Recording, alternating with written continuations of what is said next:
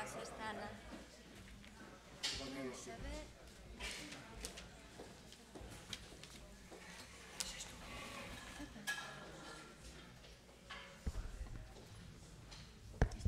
De quien sea me lo llevo para adentro.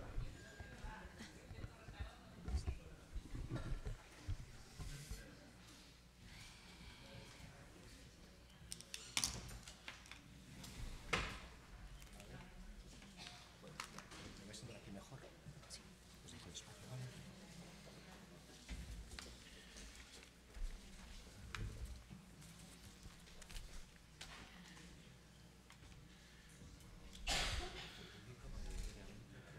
Hola.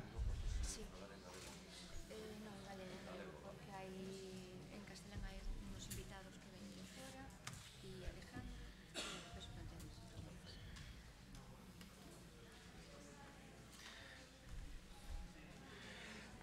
Bienvenidos, bienvenidas al segundo foro de esclerosis múltiple. Este evento está organizado por la Federación Gallega de Esclerosis Múltiple, patrocinado por la Dirección Xeral de Maiores e Persoas con Discapacidade da Xunta de Galicia e colabora a Sociedade Galega de Neuroloxía, a Consellería de Educación da Universidade de Formación Profesional da Xunta de Galicia, Santiago de Compostela Turismo e o Concello de Santiago. A esclerosis múltiple, unha enfermedad con 1000 caras. 1000 caras que, sin embargo, como cualquier otro rostro, guarda ciertas similitudes con el resto. Cualquier rostro tiene dos ojos, una nariz, una boca. Para poder llegar a comprender cuáles son estos rasgos comunes que padece o que muestra la esclerosis, vamos a tener dos mesas muy interesantes. En la primera veremos la perspectiva, el horizonte que nos aguarda. Y en otra escucharemos la voz de las personas que padecen esta enfermedad. Ahora, como acto inaugural, vamos a contar con Ildefonso de la Campa, que es el director xeral de Maiores e Persoas con Discapacidade, e con Rosa María Vilar Cordobés, presidenta de FEGADEM, doña Concepción Fernández Fernández, que es la concelleira de Políticas Sociais e Diversidade, nos envía sus disculpas. Intentó llegar, pero no pudo. Así que, sin más preámbulos, cedo la palabra al señor Ildefonso. Moitas grazas, querida presidenta, público asistente, este segundo foro de esclerosis múltiple, profesionais dos diferentes sistemas sanitarios que traballades cos pacientes afectados por esta enfermedade. Agradezo a invitación formulada pola Federación Galega de Esclerose Múltiple para participar na inauguración deste importante foro. Ao longo desta xornada analizaredes e reflexionaredes sobre as realidades da atención sanitaria e terapéutica desta enfermidade e, por outra banda, tamén sobre os horizontes que se abren na investigación, así como nas realidades que afectan aos pacientes. Esta enfermidade denomínase, como ben dixo o presentador, das 1000 caras, pola multiplicidade das súas manifestacións e pola dificultade de sinalar patróns comuns nos grupos de afectados. A esclerose é a primeira enfermedade que xera maior discapacidade entre adultos novos e a segunda causa de maior discapacidade neste colectivo tras os accidentes de tráfico e que, ademais, ten unha afectación predominante entre as mulleres. Socialmente, é unha enfermidade sobre a que debemos derrubar moitos mitos.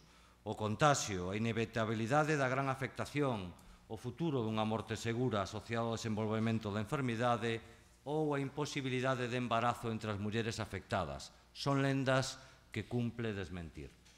As investigacións e o desenvolvemento de tratamentos paliativos sobre a sintomatoloxía desta enfermedade permítenos afirmar que moitas das persoas afectadas poden levar unha vida normalizada nos ámbitos familiar, social e laboral. O Goberno galego está a facer esforzos constantes para mellorar a calidade de vida, a atención pública e a visibilización da situación das persoas con discapacidade ou con necesidades de atención pública e social á súa dependencia. Aumentamos os nosos orzamentos que teñen un reflexo directo na calidade asistencial e no número de persoas con discapacidade e ou dependencia atendidos en Galicia. Este ano cumpriremos o compromiso adquirido polo Goberno do presidente Feijóo de chegar a 60.000 galegas e galegos valorados na súa dependencia e con plans individuais de atención públicos. Fegadén é un exemplo claro do que supón xerar un círculo virtuoso de traballo coordinado entre as administracións públicas e o terceiro sector. Sen vós, a atención terapéutica e a integración social das persoas afectadas por esta enfermidade en Galicia sería máis complicada. Sodes imprescindibles na estrategia e esforzos que, como sociedade, debemos ás galegas e galegos que padecen esta enfermidade. Anímovos a trasladarnos as conclusións deste foro e comprométome a estudiar a forma de seguir mantendo e fortalecendo as políticas públicas que axuden a mellorar a calidade de vida, a autonomía, a integración e a visibilización social e pública das persoas con esclerose múltiple. A todos vos, moitas gracias e os meus mellores desexos para o desenvolvemento dos traballos deste foro. Grazas.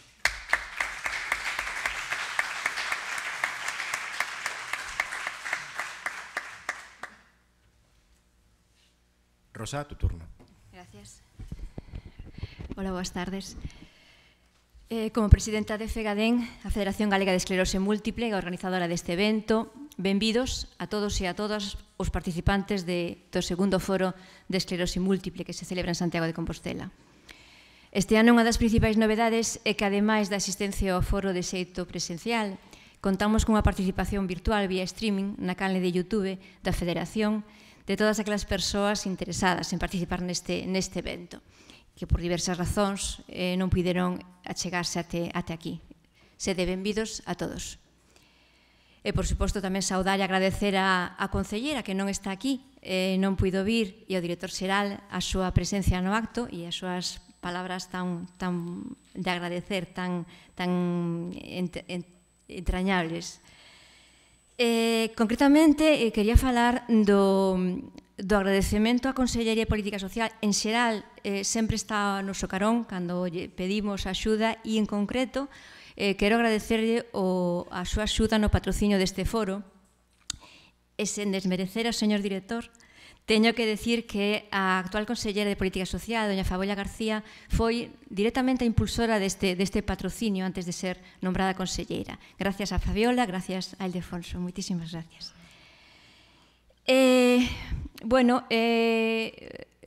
Fegadén non é nada se non son as súas asociacións, polo tanto eu teño que trasladar a miñas verbas ás asociacións. Moitas gracias á Consellería, moitas gracias por estar ao carón noso e por as palabras tan animadoras que ven de referir.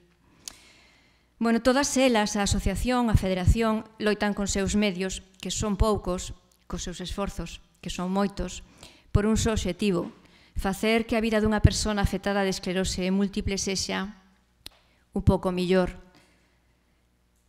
Sei que hoxe en día o optimismo é algo que está, non sei se dicir moi de moda ou algo parecido, pero non nos enganemos. Non é doado enfrentarse todos os días cunha enfermidade como a esclerose múltiple. Moito menos cando a idade de diagnóstico ronda os 30 anos. Aínda que un non se rinda, que non nos rendimos, a loita é dura. Por iso, unhas preguntas que me fixen estes últimos días é: de que xeito a sociedade pode axudar a facer máis lixeiro este día a día? Só máis lixeiro? Pode? Me pregunto. Eu digo, sí, pode. Como? Pois, ao mellor, apoiando o recoñecemento do 33% de discapacidade xunto co diagnóstico nesta e noutras enfermedades neurodegenerativas. Por iso, a todos os que estáis me coitando aquí e por vía streaming, vos animo a que participedes, a que potenciedes entre os vosos amigos e coñecidos a campaña que comezou hai nada estes días polas redes solicitando dicho recoñecimento, 33% de discapacidade xunto co diagnóstico. Xa sen máis, entón, pasamos ao segundo foro, que, como ben dixeron, consta de dúas mesas. A primeira, que vai falar de novidades farmacolóxicas, novas liñas de investigación, informacións procedentes do momento asociativo e datos epidemiolóxicos actuais, que vai ser moderada por quen está á miña esquerda, don Alejandro Rodríguez Robledillo, escritor, e traballador social da LUCEM. E a segunda mesa estará dedicada a falar a que a voz a teñan os pacientes e as pacientes de esclerose múltiple. E aí falarán moitas persoas con esclerose, afectadas de esclerose múltiple, de recoñecida actividade nas redes sociales. E esta segunda mesa vai estar moderada por don Jacobo Caruncho Pérez, xornalista e responsable de comunicación de FEGADEN. Cando queirades, empeza o segundo foro.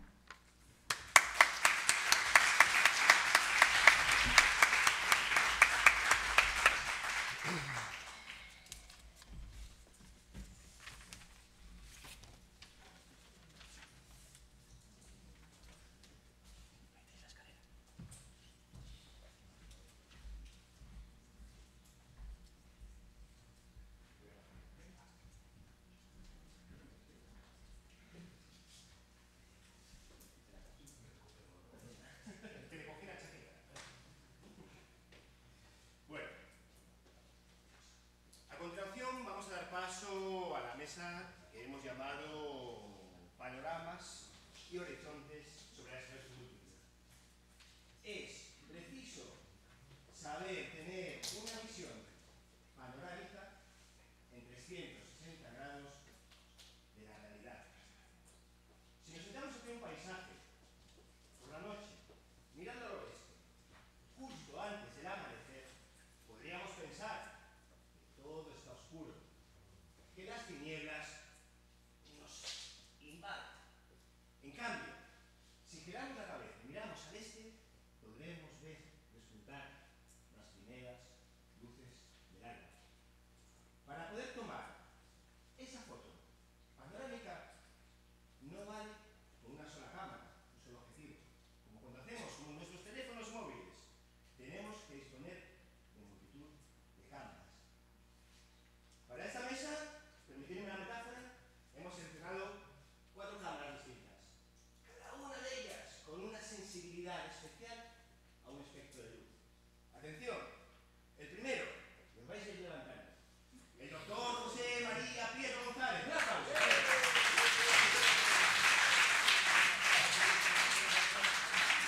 Presidente de la Sociedad Gallega de Neurología, a la vez es miembro de diferentes comités y de consejos editoriales de revistas de especialidad. Participa en varios proyectos de investigación y ensayos clínicos y es autor de múltiples comunicaciones y publicaciones en congresos, libros y revistas de neurología. Sin duda esta cámara te da nuestra talentura. Otro aplauso, venga. Don Pedro Carvajal Rueda. Vaya. Además de ser el director de Esclerosis Múltiple España y vicepresidente de Múltiple Esclerosis International Federation, o MSI, es abogado de profesión, hijo de una paciente con esclerosis múltiple y, ante todo, y ojo a esto, un ferviente defensor de las nuevas tecnologías. Robótica, realidad virtual. Señor mío, usted será nuestro friki. Un aplauso para él.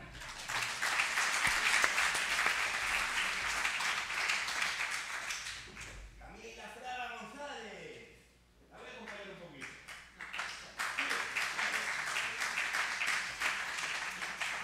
Doctora de atención primaria, fue diagnosticada de esclerosis múltiple con 18 años. Eso hará 5 añitos más o menos, ¿no? No, perdón. Lleva ya 40 años, quizás más, de investigación. Y en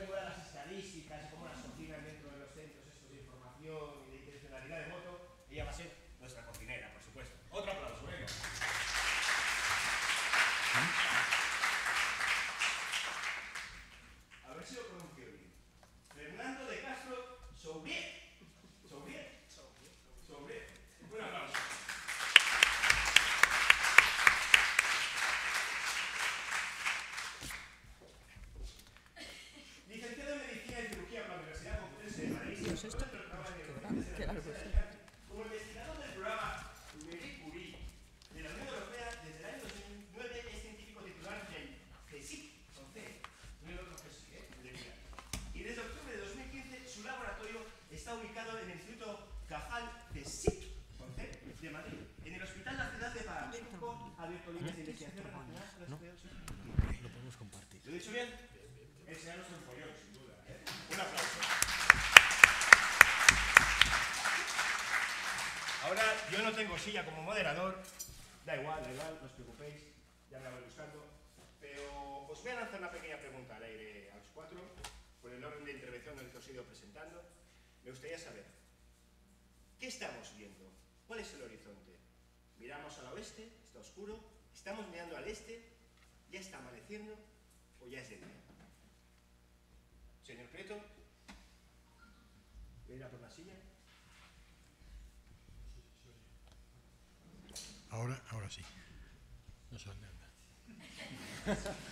Se ha fumado. Como me hizo la pregunta le contestó él, pero es para toda la sala, me imagino, la pregunta. Estamos claramente mirando al este y espero enseñarlo ahora, que estamos mirando al este, a la salida del sol, sin ninguna duda. Muy bien. No sé si se está oyendo el audio. No se oye, no se me oyó. Ahora sí. Estaba diciendo que ya que él me hace la pregunta me dirigiré a él, aunque es para toda la sala, pero claramente estamos mirando a la salida del sol, que es de momento hacia el este, ¿no? Muy bien. Don Pedro Carrascal, ¿usted qué opina? Bueno, antes decías que mi vinculación con la esclerosis múltiple es porque mi madre le diagnosticaron hace muchos años y siempre recuerdo oírle decir que veíamos la luz al final de un túnel, y ese túnel que parece que llega y que ya ha llegado la luz, muchas veces cuando realmente te das cuenta de todo lo que ha cambiado, te das cuenta en perspectiva, pero a pesar de que hay mucha más luz, lo que hay es también muchas sombras, y yo voy a hablar también de esas sombras. Muy bien. Doctora Camila. Mira, en primer lugar, lo de cocinera es porque soy la mujer. No, porque cocinas estadísticas. Ah, vale. Vale.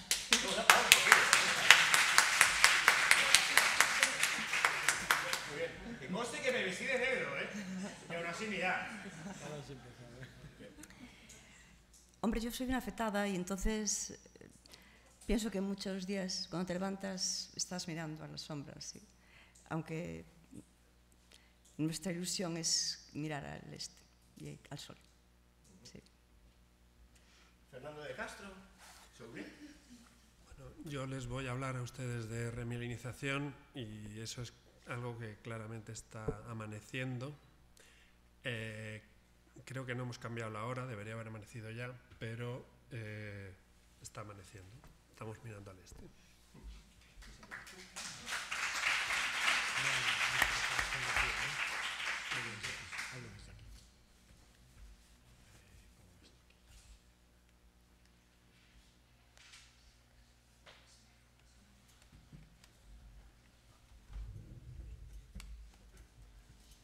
No tenemos micro de mano, ¿no? Bueno, hablo desde aquí. Uy, y ahora esto. Sale bien. Vale, perfecto. A ver cómo me puedo arreglar con el puntero. Bueno, en primer lugar, agradecer al presentador, por supuesto. Nunca me habían presentado de esa forma, como una cámara de fotos, pero me parece fantástico, me parece una muy buena metáfora. Y por supuesto agradecer a la Federación Gallega de Esclerosis Múltiple que me haya invitado a participar, como para mí siempre es un placer y además es una obligación desde la Sociedad Gallega de Neurología, es un compromiso que adquirimos y por lo tanto no puedo decir más que gracias por la confianza. Yo voy a hablar de investigación en esclerosis múltiple, espero no pisar a mi amigo el doctor de Castro y no contradecirlo, aunque después seguramente podremos hablar de algunas cosas. No sé si me oyen bien ahí atrás o no, es que estoy mirando a varios sitios. Esto lo puedo coger.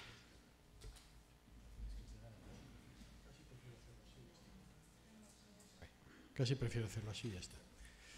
Es que si no, no puedo mirar al sitio aquel. Bueno, yo lo que voy a hablar es de investigación y voy a hablarle de varias líneas de investigación, aunque Fernando hablará seguramente de un tema mucho más concreto que es la remilinización y por eso ahí yo no me voy a meter. Fíjense que en investigación podemos empezar incluso por la propia historia de la enfermedad. Es decir, eso es el libro tan famoso y tan afamado, desgraciadamente, por razones que no vienen ahora al caso, que es el Códice Calistino. Y como ven ahí en rojo he señalado... Joder, ¿qué rollo es esto? Chema, te puedes coger esto y ir para allá. Es que si no, no se puede. No, aquí ya me arreglo. Como ven aquí he señalado una cosa, el Códice Calixtino son 5 libros, no es el motivo de lo que yo vengo a hablar aquí, pero son 5 libros que están encuadernados. Y si se fijan, hay uno de ellos que es el libro de los milagros del apóstol, y fíjense lo que describe. Yo esto lo enseño en varios foros y todo el mundo hace el mismo diagnóstico, posible esclerosis múltiple. Y estamos hablando de un libro que es del siglo XII. Es un peregrino que viene a Santiago, desde los 14 años está impedido de los miembros, de tal manera que no puede dar ni un paso. Llega a Santiago lo traen a Santiago peregrinando y pasa aquí unos días, pasa en vela en la Basílica del Apóstol 2 noches y estando en oración la tercera viene Santiago y tomándole la mano lo puso en pie.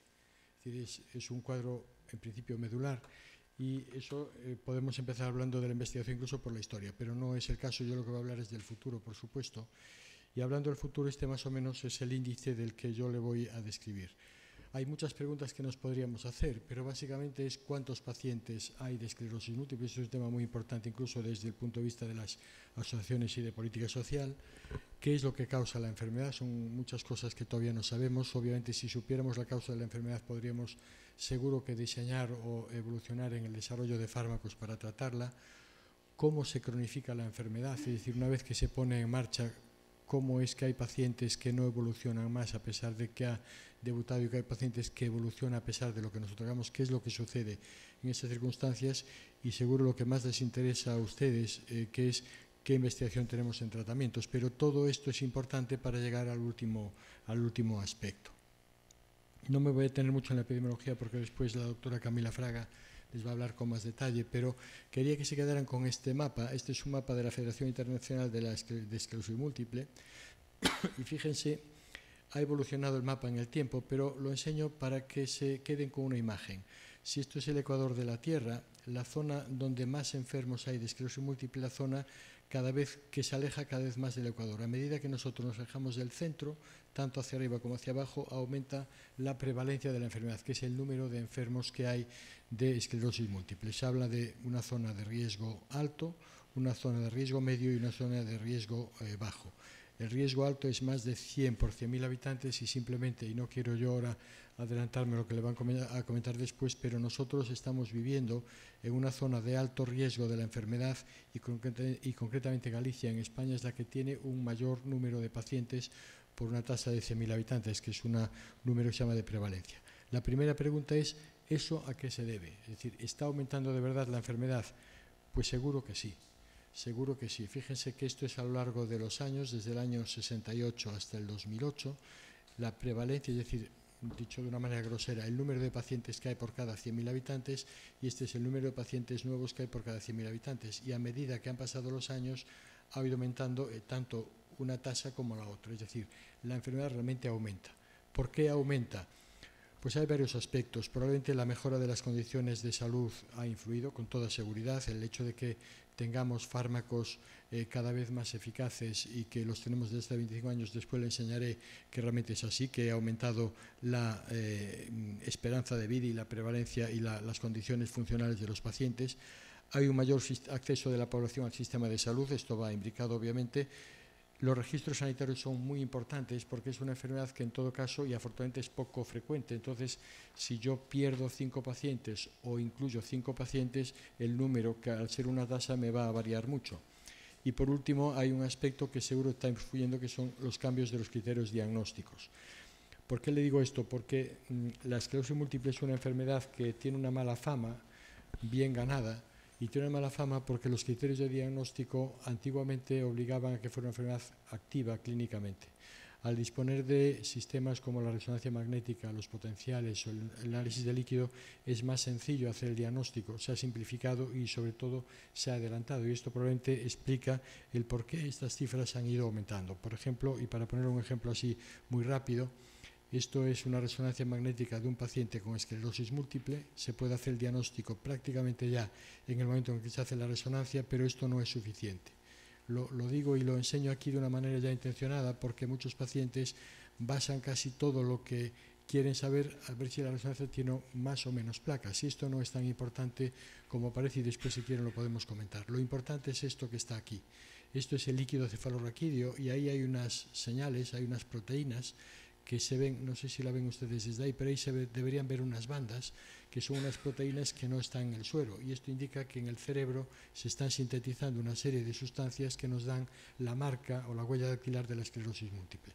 Los nuevos criterios, fíjense que son de hace bien poco, incluyen otra vez, afortunadamente, el líquido de fluorquídeo, y prácticamente con solo esto, prácticamente con esto y con lo que nos cuenta el paciente, casi podríamos incluso desechar la resonancia. Esto lo digo en foros médicos para provocar, pero se lo digo porque es así. Es decir, con esto y la clínica, con toda probabilidad la resonancia no nos haría ni falta.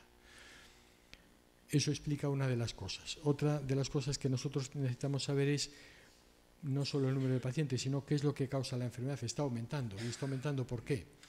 Nosotros sabemos que hay varios aspectos. Uno es un aspecto genético. Fíjense aquí que a medida que aumenta el grado de parentesco entre los pacientes, es decir, por ejemplo, una persona que tiene un hermano exactamente igual que él, un hermano monocigótico, tiene casi un 80%, 75-80% de probabilidades de que su hermano gemelo tenga la enfermedad. Esto me está hablando a favor de la genética. A medida que disminuye el grado de parentesco, disminuye esa probabilidad. Pero esto no llega, porque si el 80% la tiene, ahí hay un 20% que me está diciendo la genética no es suficiente, hace falta algo más. Les enseño esto de aquí, simplemente con motivo jocoso. Los gallegos debemos ser los únicos que celebramos que nos hayan invadido. No sé exactamente cuál es el motivo de la celebración, pero es así, ¿no? En todo caso, se ha dicho en su momento que los vikingos podrían ser los responsables de que en la zona norte de España y concretamente en Galicia haya tanta esclerosis múltiple. Esto no es verdad, no es así, pero sí que es verdad que el grado de parentesco genético que tenemos con ellos es muy alto, y por eso probablemente explica el por qué la esclerosis múltiple en esta zona de España es mucho más prevalente que en otras áreas de Europa. Les decía antes que memorizaran el mapa que les enseñé por lo siguiente. Si se fijan, antes les comentaba que había una zona de alto riesgo, que es la zona norte y sur de la Tierra, y una zona de bajo riesgo, que es el centro. ¿Cuál es la causa de la enfermedad? Pues fíjense las confusiones. Esto, por ejemplo, es el grado de dióxido de nitrógeno, de contaminación por dióxido de nitrógeno que hay en la atmósfera, era en el año 2006.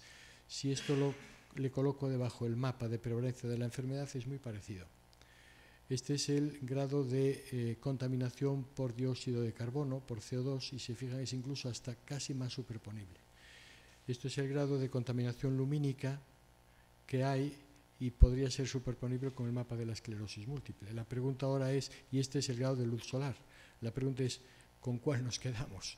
Probablemente con ninguna. Seguramente muchos de estos son factores confusores, y probablemente lo que nos están es hablando del tipo de vida que hacemos en determinadas zonas de la Tierra. Si me permiten hablar de primer mundo, segundo mundo, etcétera. Es decir, el hecho de que tengamos una mayor contaminación química del aire, una mayor contaminación lumínica, probablemente está hablando de un nivel de vida, de unas características higiénicas, características de alimentación que estén explicando por qué la enfermedad es más frecuente en las partes norte y sur de la Tierra que en la zona del Ecuador, en donde el grado de pobreza de la población es también más alto. Hay algunos otros aspectos bien interesantes, por ejemplo, los virus, se ha dicho, se han relacionado con la enfermedad. Este es el virus de Epstein-Barr, que es el que más relación parece que pueda tener, pero no siempre se reproduce. Se ha considerado que el virus de Epstein-Barr, estas infecciones en un paciente con esclerosis múltiple, probablemente lo que hagan sea provocar los brotes o facilitar el desarrollo de los brotes, pero tampoco lo sabemos. Pero los virus se han implicado. Si supiéramos o identificáramos un virus, probablemente podríamos diseñar fármacos mucho más eficaces o estrategias terapéuticas más eficaces. Se ha hablado de otro aspecto, que son las migraciones. Si se fijan, esto es un trabajo bien interesante de los franceses, de emigrados de las Antillas francesas a Francia. Cuando estos pacientes emigran antes de los 15 años, la probabilidad de la enfermedad es la misma que la de las Antillas francesas, del país de origen. Pero cuando emigran después de los 15 años, sobre todo fíjense ya en edades más tardías, 25 o 35 años, la probabilidad ya no es la del país de origen, sino que es la del país que lo recibe. Esto nos está indicando indirectamente algún factor que llevan con ellos o algo que influye en la equivocación de su sistema inmunológico, pero tampoco lo hemos identificado.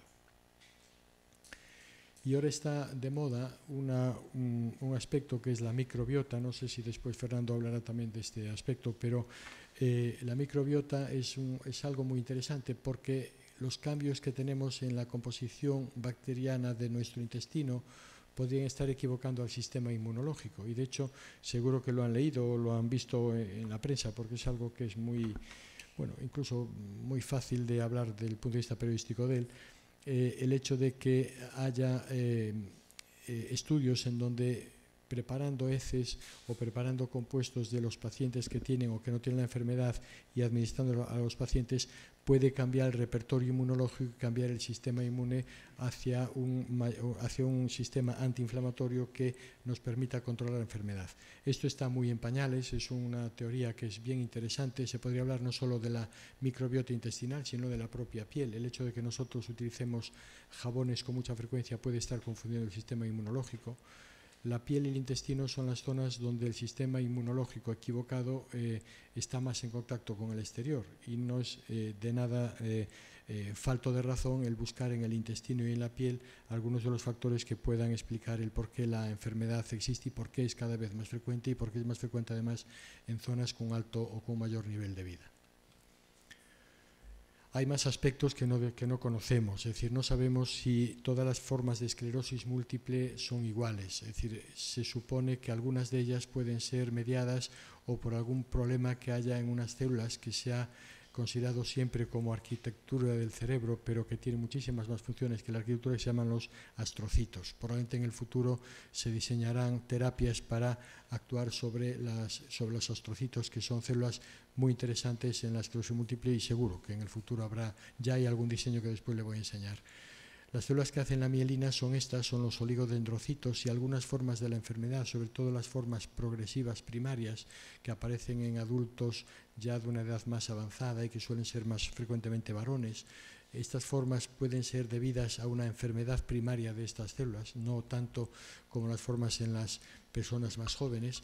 Y por supuesto, las dos grandes caballos de batalla en este momento son unas células que son los linfocitos T y los linfocitos B. Hasta hace bien pocos años los culpables de todo eran los linfocitos T y todos los fármacos que estábamos usando prácticamente era para actuar sobre ellos. Desde hace muy pocos años los linfocitos B parece que han pasado a formar parte del elenco de primadonas de la enfermedad debido a un hecho que les quiero enseñar aquí. Hace bien poco tiempo se empezó a vislumbrar que debajo de las meninges, que son las cubiertas del cerebro, había acúmulos como nódulos de unas células que son linfocitos B. El hecho de que esto se haya comprobado y se haya recomprobado ha llevado al desarrollo de fármacos que son estos últimos que les enseñaré después, que la cladribina, el alantezumab, el ocrelizumab, el ofatumumab, todos estos nuevos fármacos son fármacos dirigidos contra estas células. ¿Por qué es muy interesante esta hipótesis y por qué esta parte de investigación es muy importante? Pues porque se supone que cuando la enfermedad ha evolucionado, la enfermedad empieza en forma de brotes, como les enseño aquí. A partir de un determinado momento ese paciente tiene brotes, pero ya no se recupera al 100%, sino que va dejando secuelas y a medida que pasa el tiempo se ha convertido en una forma secundaria progresiva. Se supone que los linfocitos B que se han ido acumulando debajo de las meninges son los responsables de esta segunda fase de la enfermedad. Es una manera muy simplista de verlo, pero es una manera que nos está sugiriendo que probablemente nos hemos estado quedando cortos a la hora de atacar solo un grupo de células y probablemente los linfocitos B que están ahí debajo de las meninges puedan ser los targets futuros y seguro que en los próximos años verán que habrá varios fármacos que aparecerán en los próximos 4 o 5 años dirigidos contra ellos. Hay una forma que, como saben, es primaria progresiva, que se supone que es por los oligodendrocitos, y hay un aspecto que es bien importante también, y es esto que les enseño aquí. En las formas en brotes, la capacidad de remielinización, después Fernando seguro que se va a parar con mucho más detalle y con mucho más conocimiento del caso, ¿no? Pero hay una posibilidad de remilinización muy elevada. A medida que ha pasado el tiempo, se va perdiendo posibilidad de remilinización. Para simplificarlo de alguna manera, un niño que fractura un brazo se va a curar con mucha más rapidez y mucho mejor que una persona de 80 años. Su capacidad de reparación de las heridas es mucho mejor. aquí nos pasa un poco lo mismo. Esto es debido a los linfocitos B, es debido a que la edad de estos pacientes es mayor y ya tienen una menor capacidad de reminización. Probablemente todo eso está influyendo. Y de hecho, fíjense que si yo veo los sistemas energéticos de las células, estos son en azul serían los sistemas energéticos, son mitocondrias, ¿sí? Estas son de una célula normal, la capacidad energética normal. Este es un paciente con esclerosis múltiple y esto es un paciente en donde la enfermedad ya ha evolucionado mucho. Fíjense que lo que está en azul, que es energía, por decirlo de una manera simple, es mucho menor cuanto mayor es la evolución o el tiempo de evolución de la enfermedad. Probablemente este sea otro campo de investigación, porque la fatigabilidad de los enfermos es cada vez mayor, porque responden mal a los fármacos y porque hay fármacos que le provocan mayor fatigabilidad y probablemente están actuando sobre este aspecto de los sistemas de energía de su organismo. Y lo que yo quiero terminar para dejar pie a un mayor coloquio es hablando de los medicamentos. Yo no sé por qué Molière nos tenía tanto odio a los médicos, alguna vez lo veremos, pero no, en la esclerosis múltiple desgraciadamente no estaba, si utilizamos esta frase no está exenta de razón. Yo todavía utilicé un libro que seguro que Fernando también lo utilizó, o Camila, que es el MERRIT de neurología, y después te las paso si quieres, Fernando, pero en el MERRIT hablaba de que la mejor manera de que un neurólogo pierda su reputación es decir que existe tratamiento para la esclerosis múltiple. Obviamente el que estaba equivocado era Merritt, pero ahora se le puede decir que ya está mayor. Yo no sé si ha fallecido, entonces se puede decir con mucha más seguridad, pero en cierto modo era verdad, pero ahora ya no es así. Tengo que recordar a los ponentes el tiempo para que todos tengamos el mismo espacio. Perfecto, sí, perfecto. ¿Qué estrategias tenemos? Podemos utilizar sustancias que mejoren el crecimiento de las células o que preserven que las células no se mueran, utilizar trasplante de células reparadoras y mejorar la remilinización endógena. No me voy a parar aquí porque seguro que es el motivo de tu charla y por lo tanto de esa forma aceleramos más lo que quiero decir. Pero fíjense que hay un montón de factores neurotróficos que podemos utilizar. Podemos hacer trasplante de células reparadoras de varios tipos, las células madre, si se quiere utilizar ese término más coloquial, o mejorar la remilinización con sustancias como puede ser el inhibidor del LINGO, pero esto se lo enseño simplemente porque ha sido realmente una decepción para todos nosotros, pues esperaba mucho de este fármaco y realmente no ha demostrado realmente que haya sido capaz de mejorar la situación de los pacientes, probablemente por varias razones. Porque, como le dije antes, la eficacia decae con la edad, la posibilidad de remilizar probablemente hace que los axones se recuperen, pero no voy a entrar en esto porque si no sería pisar lo que nos va a decir después el doctor de Castro. Cuando usamos fármacos, fíjense que desde el año 81 que se usa por primera vez el interferón en 10 pacientes, este fue Lawrence Jacobs el que los utilizó, hasta el 93 han pasado muchos años.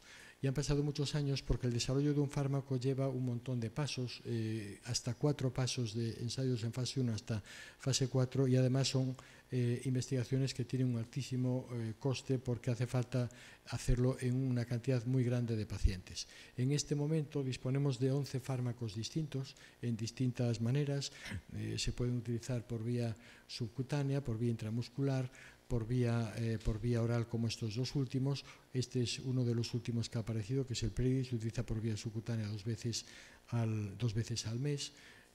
Otros fármacos que muchos de ustedes ya conocen porque los estarán utilizando, el Tisabri, que se utiliza una vez al mes por vía intravenosa, este se utiliza 2 veces en el año, y algunos fármacos que valen para los tratamientos sintomáticos. Pero me quiero detener fundamentalmente en los 2 más últimos que vamos a tener. Este se ha aprobado hace una semana por el Sergas, por el Servicio Gallego, ya se puede empezar a utilizar en los pacientes gallegos, y el Ocrelizumab es un fármaco que está pendiente de aprobación por la Agencia Española.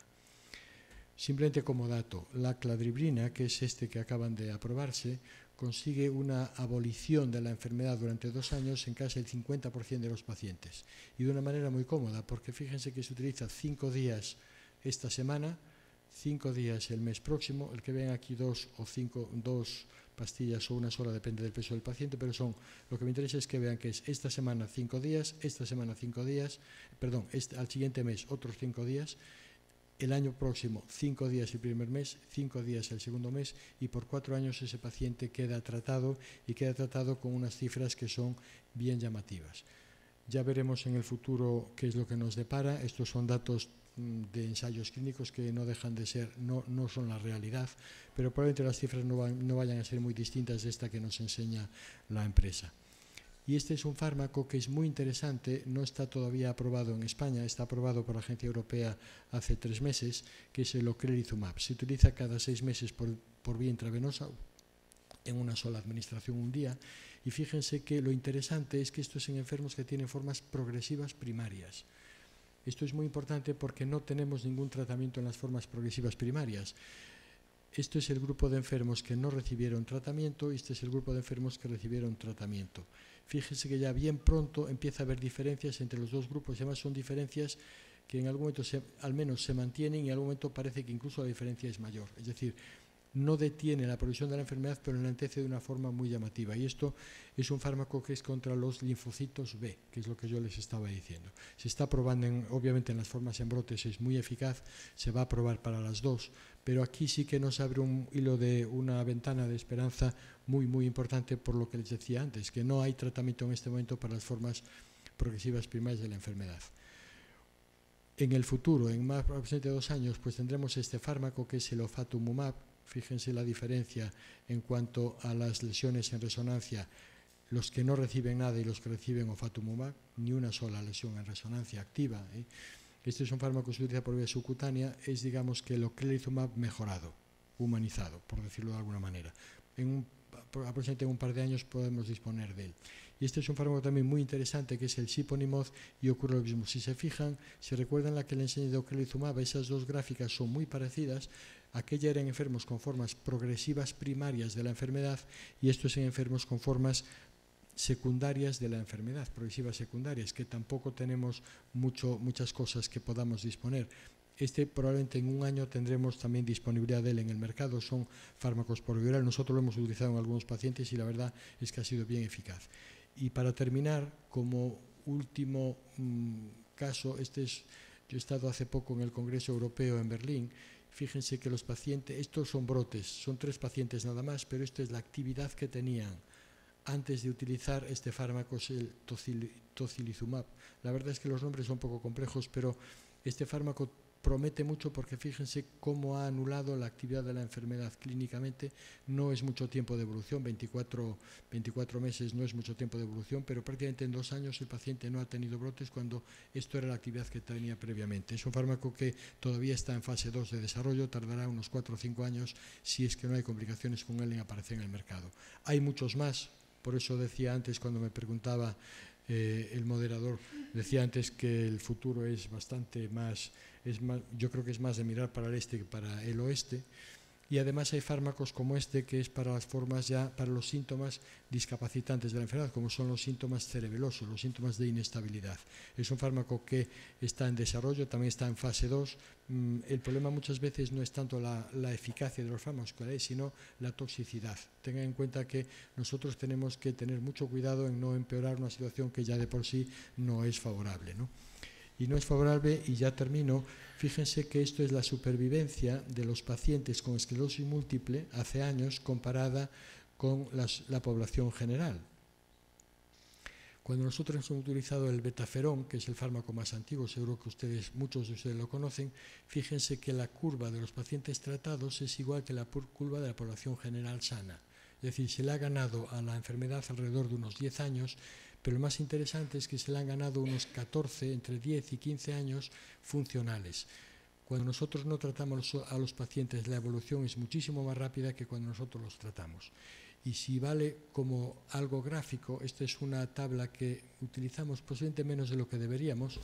Esto es cómo aparece es un paciente determinado y cómo debería evolucionar en función de cómo empieza su enfermedad. Voy a fijarme, por ejemplo, en el rojo. ¿Debo de pedirte que vayas terminando? Ya termino. Esta es cómo evoluciona el paciente, teóricamente tal como empieza, y sin embargo, cuando nosotros lo tratamos, fíjense que la curva la llevamos aquí abajo, es decir, cuando los estamos tratando. Hay muchas más medidas de eficacia. La verdad es que esto no tiene ninguna implicación política, pero la tendré que cambiar alguna vez esta bandera. pero tenemos unas medidas de eficacia que en el futuro también debemos de cambiar. Y simplemente para terminar, fíjense la cantidad de ensayos clínicos de fármacos que están en prueba en este momento. Esto es de hace un mes aproximadamente, que bajé los datos, 339 ensayos en formas en brotes y 62 ensayos en formas progresivas, tanto secundarias como primarias de la enfermedad. Yo espero haber por lo menos enseñado que en el futuro tendremos al menos unos 6 o 7 fármacos en un espacio aproximado de unos 5 años y que básicamente, ya sé que es pedir tener paciencia no es buen asunto, pero básicamente el problema que hay es que todos estos fármacos han de demostrar primero que no son tóxicos, antes de demostrar que son eficaces. Esto es el por qué los estudios son tan lentos y mucho más de lo que a todos nos hubiera gustado. Nada más, muchísimas gracias y pido disculpas por ir tan lento como...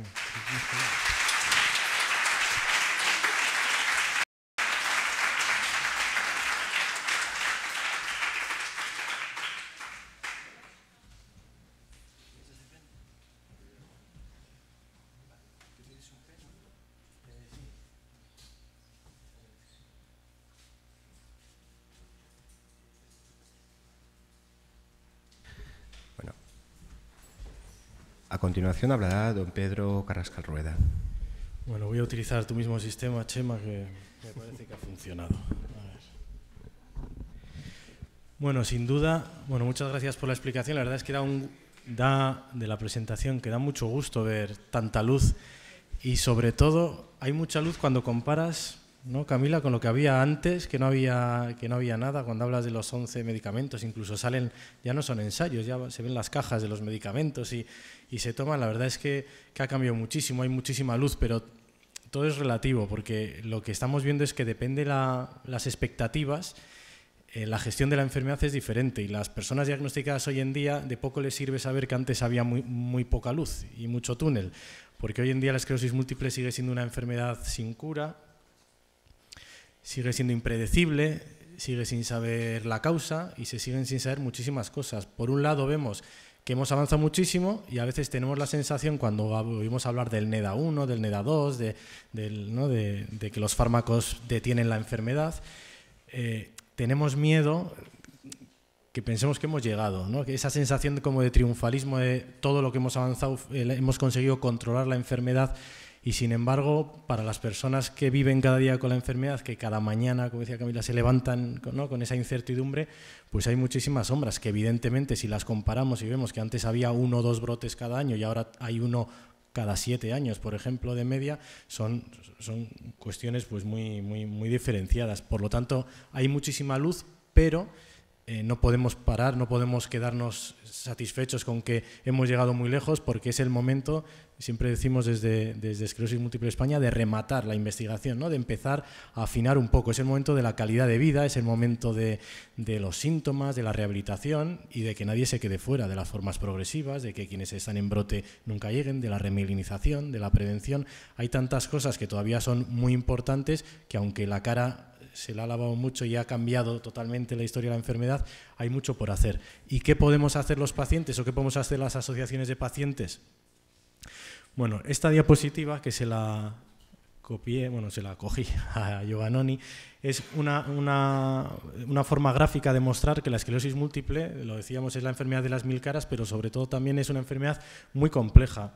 Hay fármacos que controlan el volcán, ¿no?, de la enfermedad, que ha dejado de erupcionar, pero hay muchísimas cuestiones alrededor que tiene que ver todo esto azul, por ejemplo, con los síntomas. Esta es la progresión de la enfermedad, esta es la parte prediagnóstica, todas las cuestiones que afectan a la vida sobre las que tenemos que tener información y conocer, qué pasa con el embarazo, qué pasa con el trabajo, con el carné de conducir, con los problemas cognitivos, con los problemas psicológicos, la depresión. Hay un montón de síntomas. ¿Qué pasa con la investigación de todo esto o quién tiene que hacerla? Y cuando vemos qué valor podemos tener las organizaciones de pacientes, alguien tiene que poner encima de la mesa cuál tiene que ser la agenda, ¿no?, de la investigación. Esto ocurrió, por ejemplo, con la Alianza de la Esclerosis Múltiple Progresiva a nivel mundial, que las organizaciones de todo el mundo de pacientes decidieron que tenía que ser una prioridad en la agenda de la investigación y que había que ponerlo no solo en la agenda, sino que contribuir también en dinero. Por lo tanto, sí que tenemos un papel, las asociaciones y los pacientes, en divulgar la investigación, que se hable de ella, que no se baje la guardia, que se siga invirtiendo, en hablar a nuestros políticos, que se siga avanzando, que no hemos llegado al final, que todavía queda por recorrer. Apoyarla en la medida que podamos, participando en ensayos, financiándola, cada uno hasta donde pueda, hasta donde llegue, pero la investigación requiere todavía ser apoyada. La investigación sociosanitaria, lo que os hablaba de los síntomas, de la calidad de vida, ahora que la enfermedad está mucho más controlada, hay que empezar a afinar. Antes una persona perdía la movilidad, la psicomotricidad fina de una mano, un poco el equilibrio, y decía, bueno, entre que me recupero y viene otro brote, pues casi no me da tiempo a nada. Y eso lo veíamos en rehabilitación, que prácticamente no se podían poner objetivos de rehabilitación. Y ahora una persona anda con un problema, un síntoma muy concreto, igual lo tiene durante 7, 8 años, 10 o durante el resto de su vida.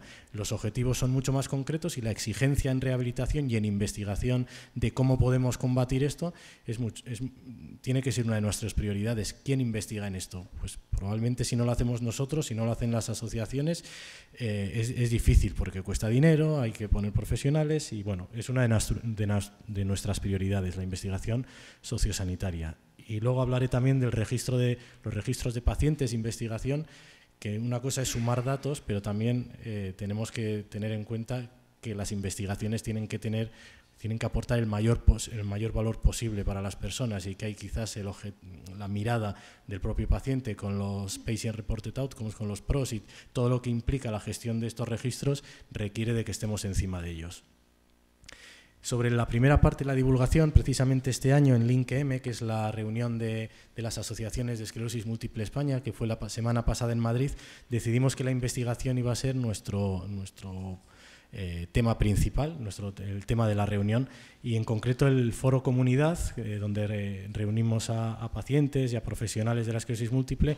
Quisimos divulgar, quisimos hablar sobre la importancia de eso que os estaba contando ahora, de seguir investigando, de que decíamos que la investigación, por qué y para qué, ¿no? y de qué forma. Y se puede investigar de muchas formas. Esta es una foto de los participantes en LINC-M y algunas de las cuestiones que salían en el debate de si se participaba o no en las investigaciones, por ejemplo, pues algunos sí, otros no, cuáles eran las dudas que se manifestaban, o qué pasaba con las terapias alternativas, qué impacto tenían en los tratamientos que tomamos. El 12% de las personas habían sido recomendados tener el tratamiento a través de medicina alternativa, y me quedo con esta cita del doctor Clemente, que dice que cada día tiene la sensación de que hay que explicar el por qué y para qué sirve la investigación, y que los investigadores necesitan el apoyo de la sociedad y el apoyo de los pacientes. Y es algo que ha quedado reflejado también durante esta jornada del LINC-M, que decían algunos investigadores que necesitaban casi tanto tiempo para buscar financiación y organizarse que para investigar, y eso es algo que sin duda requiere una revisión. También pusimos un tráiler de este vídeo que le sonará al doctor De Castro, que busca este objetivo, divulgar, ¿no? Este es un vídeo promovido también por el Hospital de Parapléjicos de Toledo, por la Asociación de Toledo, y que pretende poner el foco en la necesidad de seguir investigando y en divulgar las necesidades desde un punto de vista también humano, desde la persona con esclerosis múltiple, y esa combinación, ¿no?, de para quién es la investigación y cómo tenemos que seguir avanzando. Bueno, a todo esto nos dedicamos. Y ahora os voy a poner un vídeo de la implicación que tenemos desde Esclerosis Múltiple España con el abordaje de las formas progresivas. Una cosa es divulgar, que también hacemos, y buscamos fondos, y en este vídeo os hablo también. No se conoce qué causa la esclerosis múltiple y no tiene cura. Además, apenas existen tratamientos para la forma más dura de la enfermedad, la esclerosis múltiple progresiva. Como respuesta a esta necesidad, Esclerosis Múltiple España puso en marcha en 2013 el proyecto M1, una iniciativa pionera para impulsar la investigación de la enfermedad, especialmente de las formas progresivas. Su objetivo, recaudar fondos para financiar los proyectos de investigación nacionales e internacionales más prometedores. Nacionales, a través de la Red Española de Esclerosis Múltiple, formada por algunos de los grupos de investigación más importantes de todo el país. Internacionales, a través de la Alianza Internacional de Esclerosis Múltiple Progresiva, formada por organizaciones de pacientes de todo el mundo. Únete hoy al proyecto M1 y ayúdanos a seguir avanzando hacia el final de la esclerosis múltiple. Bueno, además de hablar de la importancia de apoyar la investigación de las formas progresivas, hemos conseguido recaudar, bueno, estamos ya en 150.000 euros al año en recaudación, y la verdad es que a nivel mundial, para que os hagáis una idea, la convocatoria de la Alianza, hablamos de 25 millones de dólares, que siguen siendo cantidades modestas para lo que hace falta en investigación, pero bueno, que esto viene del esfuerzo de las organizaciones de pacientes. Por lo tanto, parece que algún papel también tenemos los pacientes en que la investigación avance. Y no solo la investigación en formas progresivas o la investigación en la propia enfermedad, sino también hablaba antes de la importancia de que hay que empezar a afinar en rehabilitación, en calidad de vida, y aquí las tecnologías nos van a permitir fijar esos objetivos de forma mucho más clara, medir y buscar unas soluciones cada vez más innovadoras. La tecnología para nosotros está suponiendo, y en concreto en Bilbao, que es donde yo vivo, nos está descubriendo unas posibilidades que en el futuro, bueno, y en el vídeo os lo explico mejor, pueden cambiar el abordaje que tenemos y la mejora de la calidad de vida. Uy, este no ha entrado. Este igual lo tienes... ¿Le puedes pulsar? De la forma tradicional que se hacía la rehabilitación, llegamos hasta unos puntos. La ventana que nos permiten ahora los tratamientos y cómo la enfermedad cada vez está más controlada, los objetivos cada vez más específicos y que apuntan más a la mejora de la calidad de vida, con lo que nos aporta la robótica y la biónica, estamos viendo que el futuro de la rehabilitación y la calidad de vida en esclerosis múltiple puede cambiar de forma totalmente radical a través de la tecnología. Exoesqueleto. Adembi ha incorporado un exoesqueleto con el que se está trabajando en un estudio pionero a nivel mundial para probar su efectividad en personas con esclerosis múltiple en combinación con la fisioterapia convencional y determinar si aporta beneficios adicionales. Es una tecnología enfocada exclusivamente a la rehabilitación que tiene que ser utilizada por un fisioterapeuta experto y capacitado para su uso. El exo imita lo máximo posible el patrón de la marcha, tanto a nivel psicológico como biomecánico, y aporta información a los terapeutas sobre parámetros de la marcha que permiten una mejor rehabilitación. Gafas de realidad virtual. Unas gafas de realidad virtual y unos mandos inalámbricos sensorizados permiten a la persona con esclerosis múltiple entrenar tareas de la vida cotidiana adaptadas a sus habilidades en un entorno virtual. Ese proyecto pionero de neurorehabilitación virtual puede reforzar la estimulación cognitiva, suponer una mejora asistencial en neuropsicología y, por tanto, mejorar la calidad de vida. Se cree que las funciones que se beneficiarán con esta tecnología son velocidad de procesamiento de la información y la memoria visoespacial, la capacidad de recordar la posición de los objetos en el espacio. Virtual Rehab. La plataforma Virtual Rehab utiliza entornos virtuales en formato lúdico de videojuego para que la persona realice ejercicios de fisioterapia pautados por su terapeuta y así recuperar el rango de movimiento en sus extremidades. Se trabajan diversos síntomas como el equilibrio, la espasticidad, la fuerza o la fatiga. Los terapeutas realizan un seguimiento personalizado de cada usuario a través de análisis gráficos de progresos y evolución de esta terapia complementaria a la fisioterapia tradicional. One Hand. En terapia ocupacional, EM One Hand mejora la rehabilitación del movimiento de las manos. Mediante un sensor de movimiento denominado Lip Motion, se trabaja la motricidad fina de los dedos, muñeca y antebrazo a nivel de presas y pinzas funcionales orientadas a realizar las actividades de la vida diaria.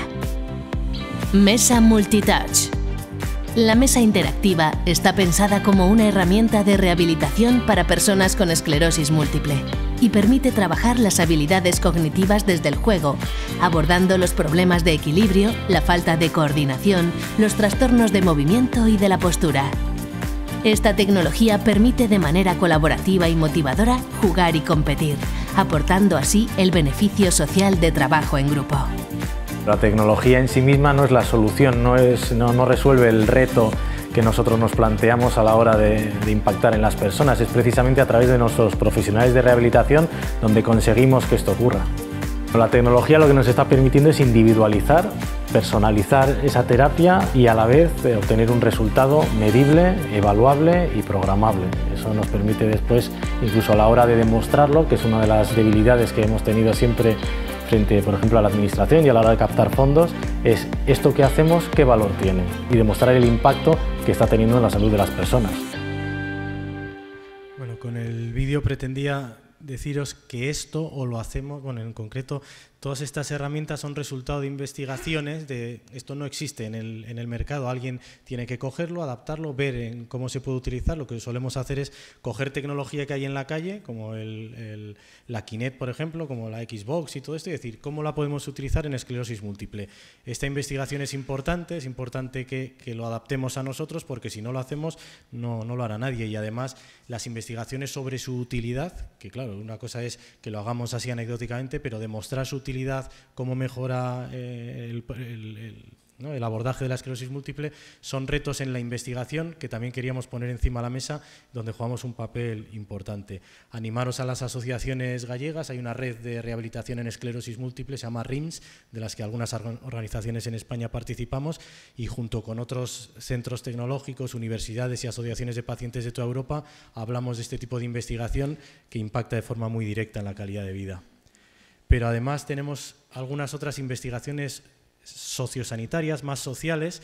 Estas son algunas de las investigaciones que Esclerosis Múltiple España ha estado ejecutando durante este año, algunas lideradas por nosotros y otras en las que hemos coparticipado, hemos co-creado. Por ejemplo, SICO, el estudio SICO de situaciones complejas, maltrato en personas y situaciones de vulnerabilidad, que vamos a presentar en breve. Hemos analizado qué ocurre también con esta otra realidad de la esclerosis múltiple, de personas que están desprotegidas, con una discapacidad en sus casas, con una problemática importante. Estas investigaciones, bueno, desde los propios pacientes y de las propias asociaciones, quizás es más fácil que sean lideradas, porque de otra forma no existirían.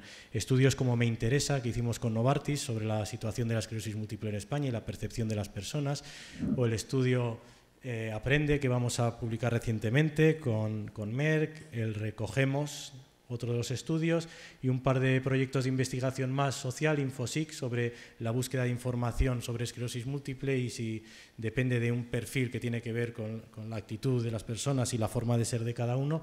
Y el otro, el proyecto es ROI, sobre esclerosis múltiple, en qué es necesario invertir más para que el retorno a la inversión sea más rentable al sistema sanitario. ¿Qué pasa si invertimos en la fase diagnóstico? ¿Qué pasa si invertimos en las enfermedades en brotes o en diagnosticar más rápido o en formas progresivas? Esto tiene un retorno para el sistema y queremos, bueno, a través de herramientas de este tipo, demostrar a la Administración la gran rentabilidad que tiene la inversión en esclerosis múltiple. Y por último, igual que hemos hecho estudios dentro, en España, el estudio con Gisela Kobel de costes de la enfermedad, que fue con 17.000 personas en toda Europa y que analizamos pues, cuál es el coste de la enfermedad, y donde quedó claro que cuanto antes se trataran las personas, mejor impacto iba a tener en su calidad de vida, muchos más ahorros para el sistema, y donde dejó muy claro que el gran impacto de la esclerosis múltiple viene a partir de la pérdida de empleo, de la pérdida de competitividad para la sociedad y sobre todo de lo que implica a las familias y al resto de la sociedad el acompañamiento de las personas una vez que avanza la enfermedad. Bueno, este tipo de investigaciones quería poner en valor nuestro papel como asociaciones. Y la última, el tema de los registros, que cada vez se va a hablar más. Hay un proyecto de la plataforma europea, el MS Data Alliance, donde junto con la Agencia Europea del Medicamento y los principales registros a nivel europeo pretendemos que la voz del paciente y objetivos a la hora de explotar estos datos sean tenidos en cuenta, para que además de tener fines para la investigación y el abordaje clínico, cubra algunas otras expectativas y nos sirvan también a las personas y a las organizaciones para poder seguir avanzando y seguir reivindicando. Y esto es todo. Gracias. Muchas gracias.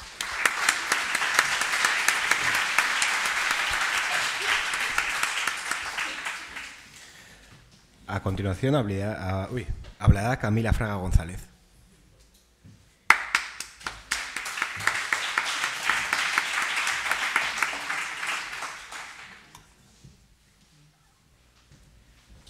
¿Tienes PowerPoint? Sí. Debe de estar ahí.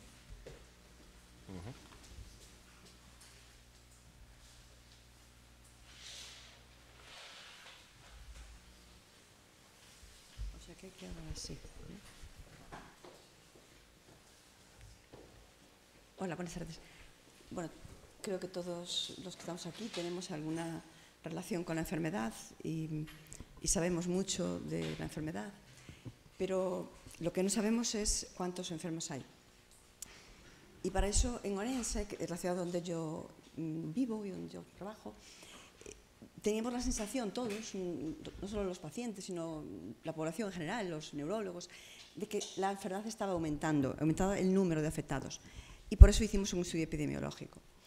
La epidemiología, que en un principio estudiaba las enfermedades infecciosas, porque eran las más prevalentes en aquel momento, posteriormente las enfermedades crónicas, hoy ya lo que buscamos es la salud comunitaria y la prevención. La epidemiología podemos enfocarla como epidemiología descriptiva y epidemiología analítica. Nosotros en Orense solo hicimos la epidemiología descriptiva, que es el ver cuántos enfermos de esclerosis múltiple, en este caso, o de cualquier fenómeno que estemos estudiando, hay, ¿no? Eso se hace vigilando el fenómeno, observando y planteando hipótesis y unos objetivos que queremos conseguir. Después, la segunda parte sería una epidemiología analítica, en la que ya se contrastarían hipótesis y se buscaría una posible causa, ¿no? Nosotros solamente hemos realizado la descriptiva. Estas dos frases las pongo para dejar claro lo que es la prevalencia y la incidencia, que es de lo que voy a hablar, son medidas probabilísticas, ¿no? La prevalencia es el número de personas que están afectadas en un determinado momento. Nosotros en Orense escogimos el 31 de diciembre del año 16. Entonces vimos cuántas personas teníamos esclerosis múltiple y lo tradujimos a términos probabilísticos para saber cuál era nuestra tasa. Y la incidencia es el número de afectados nuevos cada año. Pues estudiamos los últimos 15 años, entonces vimos, pues en el año 2005 enfermaron 20 personas, bueno, no tantas, en el año enfermaron 3 personas y sacamos una incidencia media, ¿no? Estudiar la epidemiología de la esclerosis múltiple es complejo porque la enfermedad es, como todos sabemos, es compleja, ¿no? Es una enfermedad relativamente poco común. Es una enfermedad que tiene un periodo de latencia muy grande. Hay personas que me referían que cuando le diagnosticaron decían, pero claro, entonces aquel problema que tuve en la pierna y que me trató el reumatólogo hace 15 años, a lo mejor ya era un brote, ¿vale? Pues efectivamente tiene unos periodos de latencia tan importantes, hay tanta distancia de un brote a otro muchas veces, que a veces pues hasta acabamos en el psiquiatra, ¿no? Con un brote. Porque hay una ausencia de una prueba diagnóstica clara que nos diga, mira, tienes esto positivo, tienes una esclerosis múltiple. Eso no existe. Y, claro, es una enfermedad con una expresividad muy heterogénea. Todos sabemos, y lo dijeron ya aquí varios compañeros, que tiene muchísimas formas de presentación, con lo cual es difícil de estudiar la enfermedad. Ya lo comentó mi jefe. Hay unos factores genéticos, hay unos factores ambientales que se juntan y lo que sí se cree es que nacemos con una predisposición, pues eso, porque hay razas que apenas la tienen, como los gitanos. Es una enfermedad de adultos jóvenes, es una enfermedad que afecta más a las mujeres, de ahí el color de la diapositiva. Es una enfermedad en la que hay agregación familiar, hay muchas familias con varias personas afectadas. Pero claro, también están los factores ambientales, el virus de Epstein-Barr, que decía Chema, el tabaco, la obesidad.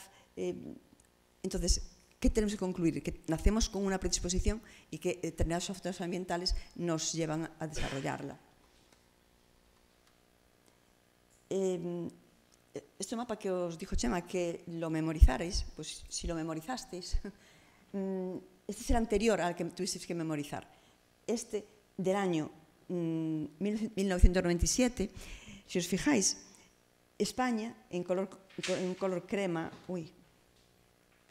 estaba en 40%, o sea, un bajo riesgo. Sin embargo, este es el que tuvieses que memorizar. que ya tenemos España en un color granate, ¿no?, que corresponde a más de 100 casos por 100.000 habitantes. Estos son los estudios que hemos realizado en Galicia hasta este momento. Se realizó en Santiago en el 2003 y había 79 casos. En el 2015 en Ferrol había 109 casos y en el 2016 en Orense 184 casos. Y no solo es porque esté aumentando, o sea, porque hayamos hecho, sino porque si nos fijamos en España, por ejemplo, en el mismo lugar, las mismas personas, el mismo número de habitantes, al hacer un estudio años más tarde, nos encontramos mayor número. Por ejemplo, en Gijón, que incluso la misma persona lo hizo, 23 casos y 65 años más tarde. En Málaga, de 11 casos pasaron a 53 y a 125 hace 2 años. O sea, que es una enfermedad que se ve claramente que está aumentando el número de afectados. Y os voy a explicar mi estudio, el estudio que realizamos en Orense. La prevalencia, el número de casos que encontramos el 16 de diciembre del año, el 31 de diciembre del año 16, fueron 125 personas. Yo no sé por qué esto no me enfoca. Aquí. Había 195 personas, dado que en Orense éramos en ese momento 105.893 personas, la tasa son 184,15 casos por 100.000 habitantes. En el grupo de mujeres, como hay más afectadas mujeres y también somos más mujeres, si consideramos solamente el grupo de las mujeres, nos da una prevalencia de 232 y hombres 126. Viéndolo, lo hemos desglosado por... Yo no sé dónde por grupos de 5 años y hemos visto que en menores de 20 años no había ningún afectado en Orense. Sin embargo, en un grupo de 40 a 44 años y 45 a 49, fijaros que en mujeres 518, 478 y en hombres igual, es grupos donde había más afectados. Eso va a reafirmarnos en que es una enfermedad de adultos jóvenes, entre 40 y 50 años.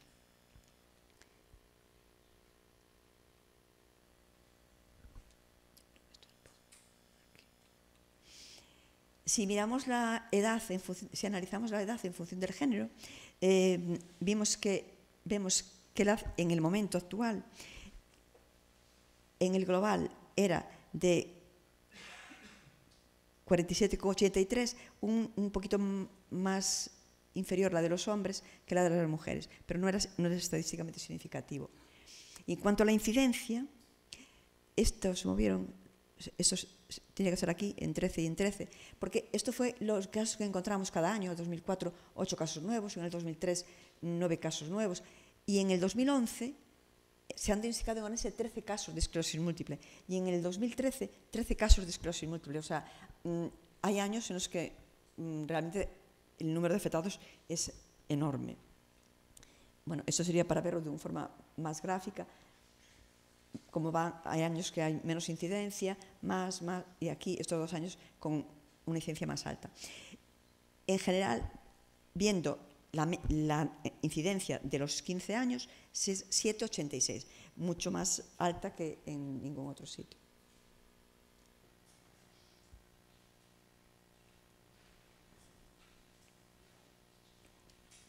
La distribución en función del género, vemos que 134 son mujeres, 61 hombres, se corresponde a lo que todos sabemos que es una enfermedad, sobre todo de mujeres, ¿no?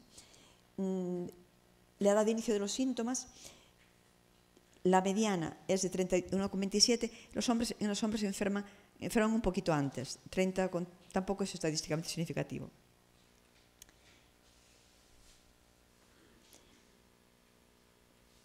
La edad al diagnóstico en función del género también la hemos estudiado.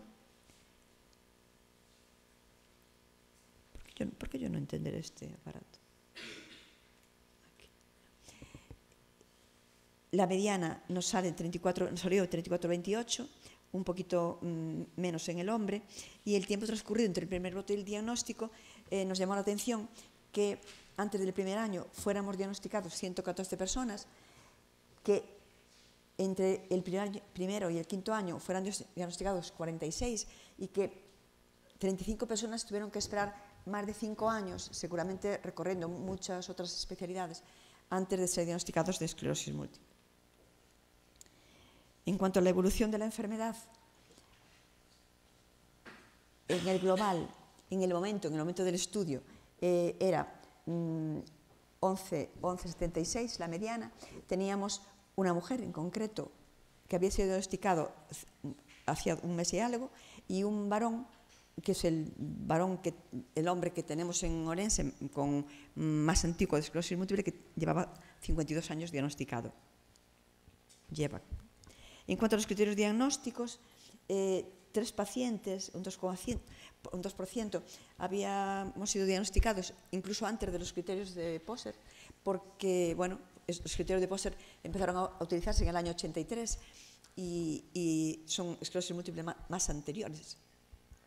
59 personas por Poser y ya después el resto por los criterios de McDonald en las subversiones 2001, 2005 y 2010.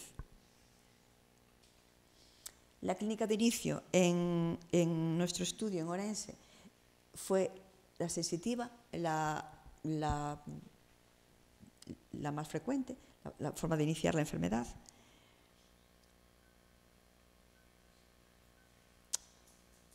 ¿Qué le pasa? Y en cuanto a la EDSS, que es la afectación, bueno, la EDSS es la forma de mirar cómo estamos afectados, ¿no? Entonces, una persona que tiene una EDSS de 1, pues está muy poco afectado, y una persona que tiene una EDSS de 9, pues a lo mejor está encamado, ¿no? Entonces, al inicio vimos que la media de la EDSS era 1 y en el momento de hacer el estudio 2, pero lo que hay que mirar es el mínimo y el máximo. O sea, teníamos un paciente, al empezar teníamos un paciente que tenía 0 y una de 8, pero cuando terminamos ya había una paciente que tenía 9 de EDSS, o sea, era una paciente que estaba encamada, ¿no? Y lo último que hemos revisado fue los antecedentes. En Orense tenemos mucha, quizás sea porque es una provincia del interior, una provincia donde hay más endogamia, no lo sé. Tenemos muchas formas familiares. Tenemos 17 personas que tenían un familiar afectado con la enfermedad también. En 4 de ellas incluso de primer grado, de segundo grado, de tercer grado y de cuarto. Y también vimos que otras patologías se asociaban con la enfermedad de esclerosis múltiple. Vimos que en 8 personas había enfermedades neurológicas, Parkinson, ELA y epilepsia, o sea que al mismo tiempo que teníamos la esclerosis múltiple tenían otro tipo de enfermedad. Y yo he terminado porque quería ganar tiempo que perdieron ellos, ¿no?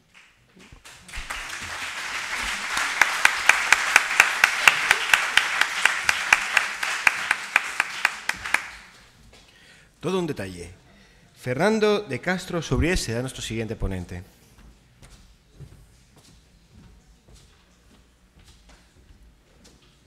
Bueno, pues buenas tardes a todos. Yo también quiero agradecer la invitación y el rato que hemos pasado tan bueno antes de venir hasta aquí. Y os voy a intentar contar por qué estamos mirando hacia el este en algo como es la remilinización, que he querido llamar aquí, que es una oportunidad, es un clamor, porque lo clamáis todos y lo necesitáis, y es una obligación moderna de una biomedicina, un sistema biosanitario que se considere moderno, el intentar alcanzarlo. La mielina, como sabéis, es una diferenciación de la célula de los oligodendrocitos, la médula citoplasmática, y hace que la velocidad de conducción sea mucho más rápida y los axones, los elementos emisores de las neuronas no tengan que ser tan grandes. Además, produce un cierto aislamiento por composición y también tiene los oligodendrocitos también tienen cierto elemento de protección sobre los axones. Con lo cual, cuando se estropea alguno de estos oligodendrocitos, se mueren, es cuando empiezan a aparecer los síntomas. Si se muere uno solo, a lo mejor no pasa nada, pero en cuanto puedan aparecer unos poquitos, empiezan a aparecer las placas famosas, ¿no? Y es de lo que estamos hablando, y hago un pequeño break porque Estas células, los oligodendrocitos, fueron descritos hace 99 años por este señor, que era español, era discípulo de Cajal, Pío del Río Ortega, que describió en lo que se llamaba entonces el tercer elemento del sistema nervioso. Él describió que se componía de oligodendrocitos y microglía. Para todos los que estudiamos algo de la esclerosis múltiple, si este señor se hubiera retrasado un tiempo, el retraso que llevamos en el conocimiento de la enfermedad será todavía mayor, y creo que es algo importante y de justicia. Esta gente fueron realmente los que revolucionaron el conocimiento del cerebro. Cajal fue uno de los científicos más importantes de la historia, más trascendentes de la historia, no española, sino del mundo entero, y no les hacemos justicia, y hubieran cambiado muchas cosas si el devenir histórico hubiera sido diferente. Pero bueno, cierro el paréntesis para volver a los oligodendrocitos que describió Pío del Río Ortega y decir que, en efecto, cuando se mueren algunos de ellos es cuando empiezan a aparecer los síntomas que algunos de ustedes tienen. Dependiendo de dónde mueran, se forman las placas, como ustedes saben, y dan la clínica que dan. La muerte de oligodendrocitos y pérdida de mielina no es algo que sea único y exclusivo de la esclerosis múltiple, aunque es la enfermedad primaria o desmielizante primaria más típica y también la más frecuente, pero hay muchas otras enfermedades desmielizantes primarias, quitando el Guillain-Barré, todas estas prácticamente son de muerte de oligodendrocitos, y también hay una importante desmielización secundaria en otra serie de patologías neurológicas que muchas veces se olvidan. Mi opinión es que parte del lastre en la investigación sobre la remielinización y la biología celular de los oligodendrocitos y los precursores de oligodendrocitos que veremos después deriva de que en un montón de estas estructuras, pues los traumatismos de médula espinal, los traumatismos craneoencefálicos, los accidentes cerebrovasculares, el Alzheimer, se olvida que hay una desmielización secundaria muy importante aquí, y de aprender de ella nos podría servir también para mejorar la esclerosis múltiple, y muchas de las cosas que aprendamos sobre los oligodendrocitos en esclerosis múltiple podría tener también un reflejo en todas estas otras patologías. Los oligodendrocitos durante el desarrollo se generan en un patrón parcheado, migran por todo el sistema nervioso, colonizan todo el sistema nervioso, la sustancia gris, la sustancia blanca, que es donde van a formar la mielina, y básicamente a partir de las células madre neurales lo que van a irse diferenciando hasta dar lugar a estas células con varias ramitas que son los oligodendrocitos maduros, que los precursores de oligodendrocitos, los que hablaré mucho, son estas células que migran, son los que colonizan todo el sistema nervioso, y cuando llegan a las estructuras definitivas acaban de diferenciarse en estas otras que van a mielinizar los diferentes axones. Esos son mecanismos que muchas veces no están claros todavía. Y lo que es muy interesante es que en el adulto hay también precursores de oligodendrocitos que hasta hace unos años se pensaba que eran iguales, luego se pensó que eran muy diferentes, y ahora sabemos que tienen particularidades parecidas a los que hay durante el desarrollo embrionario y postnatal, pero también tienen sus diferencias.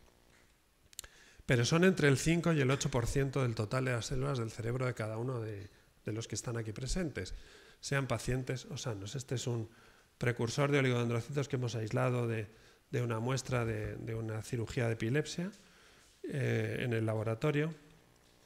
Y básicamente, ¿qué ocurre en la esclerosis múltiple con respecto a la mielinización? Y me quiero enfocar en la desmielinización para hablar de la remielinización. Bueno, todo lo que sabemos de la esclerosis múltiple es que es autoinmune y degenerativa, que es muy frecuente en adultos jóvenes, mucho más frecuente en mujeres. Básicamente lo que ocurre es que en las primeras fases, en general, lo que estamos viendo son lo que denominamos lesiones activas. Son lesiones relativamente pequeñas, donde se ha perdido la mielina, que la hemos pintado aquí en azul, sería esta lesión blanca, y allí hay un infiltrado inflamatorio que pueden ser, básicamente son linfocitos, hay también la microglía residente, que son los macrófagos propios del sistema nervioso, y ahí se ha producido esa desmielinización. Y de estas lesiones, que es, si pudiéramos poner una cámara para seguir a cada una de las lesiones que tiene un paciente, la práctica totalidad de ellas empezarían siendo de este estilo, por no decir que todas, no lo sabemos, pero pensamos que todas. Tiene dos evoluciones posibles.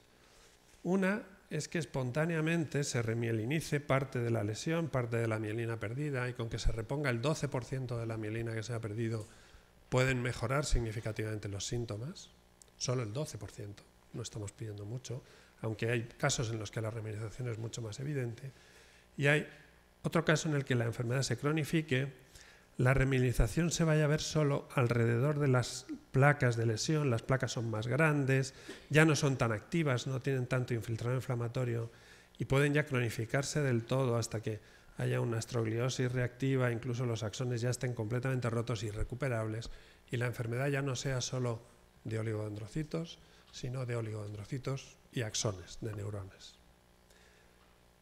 En esta disyuntiva, lo que deberíamos hacer es colocar un cruceiro, ya que estamos en Galicia, e intentar que en lo posible, mientras no podamos prevenir la enfermedad, por lo menos si se desarrolla, que las placas se fueran para acá y se pudieran reponer de alguna forma y reparar de alguna forma en vez de cronificarse y hacerse más graves. Y esto, de este proceso de cómo podemos intentar y debemos intentar que tomen esta dirección en ese cruce de caminos, es de lo que les voy a hablar. No es tan sencillo esto.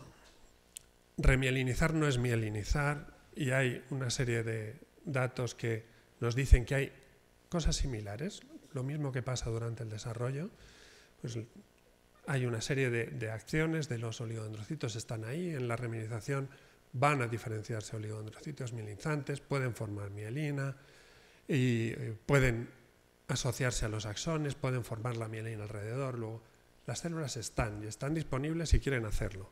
La cuestión es que hay cosas que son diferentes, que en desarrollo, por ejemplo, los axones pueden estar ya dañados de alguna forma, de hecho a lo mejor parte del problema es que a lo mejor en algunos tipos de esclerosis múltiple la enfermedad viene de los propios axones, no lo sabemos.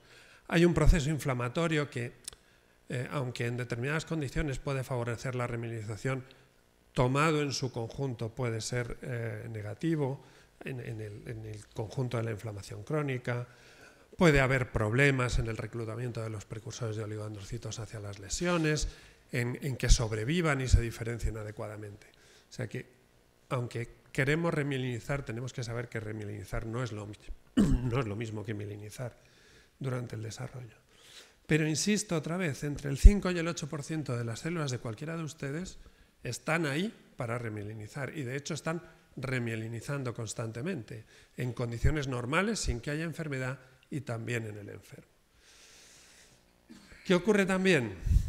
Que es algo que se ha descubierto recientemente, bueno, hace relativamente poco, y es que los precursores de oligodendrocitos, esas células que van a dar lugar a los oligodendrocitos que forman la mielina, resulta que son más sensibles al daño que los propios oligodendrocitos.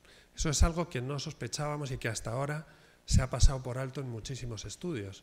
Entonces no sabemos si cuando aparece ya la enfermedad, por lo menos en algunos casos, nos encontremos con que ha aparecido la enfermedad porque se han dañado demasiado los precursores de oligodendrocitos que hay en condiciones normales y no están en condiciones de estar haciendo una reposición normal que harían en un cerebro sano o en un cerebro en otras condiciones.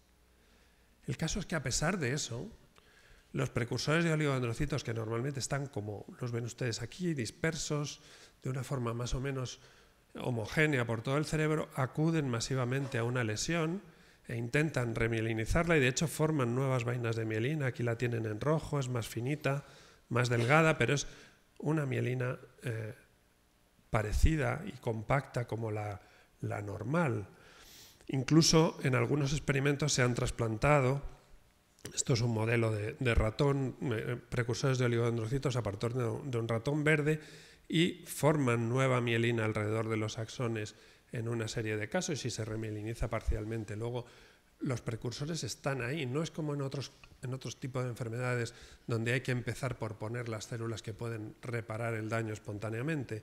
Nosotros tenemos un cerebro donde hay una población muy importante, ahora se nos han ido los políticos, pero entre el 5 y el 8% hay muchos partidos que ya lo quisieran en votos. Pues estamos hablando entre el 5 y el 8% del total de células que están ahí dispuestos y activamente. De hecho, son reclutados hacia las zonas de lesión y este es un trabajo que hicimos hace unos años donde vimos que básicamente no todos los precursores de oligodendrocitos en adultos son iguales, sino que algunos sí que son los que responden, los que expresaban un determinado receptor y que son los que iban hacia las zonas de lesión, que remielinizaban las placas activas, pero que en las placas que ya se habían cronificado se quedaban en la zona de la periplaca alrededor, aquí los tienen, y no podían entrar en el corazón de la lesión, que es la que progresa y se sigue agravando. Entonces, ¿qué ocurre en un caso de esclerosis múltiple? Bueno, pues en una placa, no en un enfermo, en una placa, en cada una de las placas que haya, de cada una de las lesiones, hay remielinización espontánea cuando hay una sopa molecular que favorece, hay mayores agentes inductores de la remielinización que inhibidores. Esa sopa es más favorecedora de la remielinización espontánea en las formas agudas, en las etapas iniciales de la lesión, es decir, que cuanto antes actuemos, mejor sería. Mientras que en las fases más crónicas lo que habría es una cierta inhibición de la remielinización.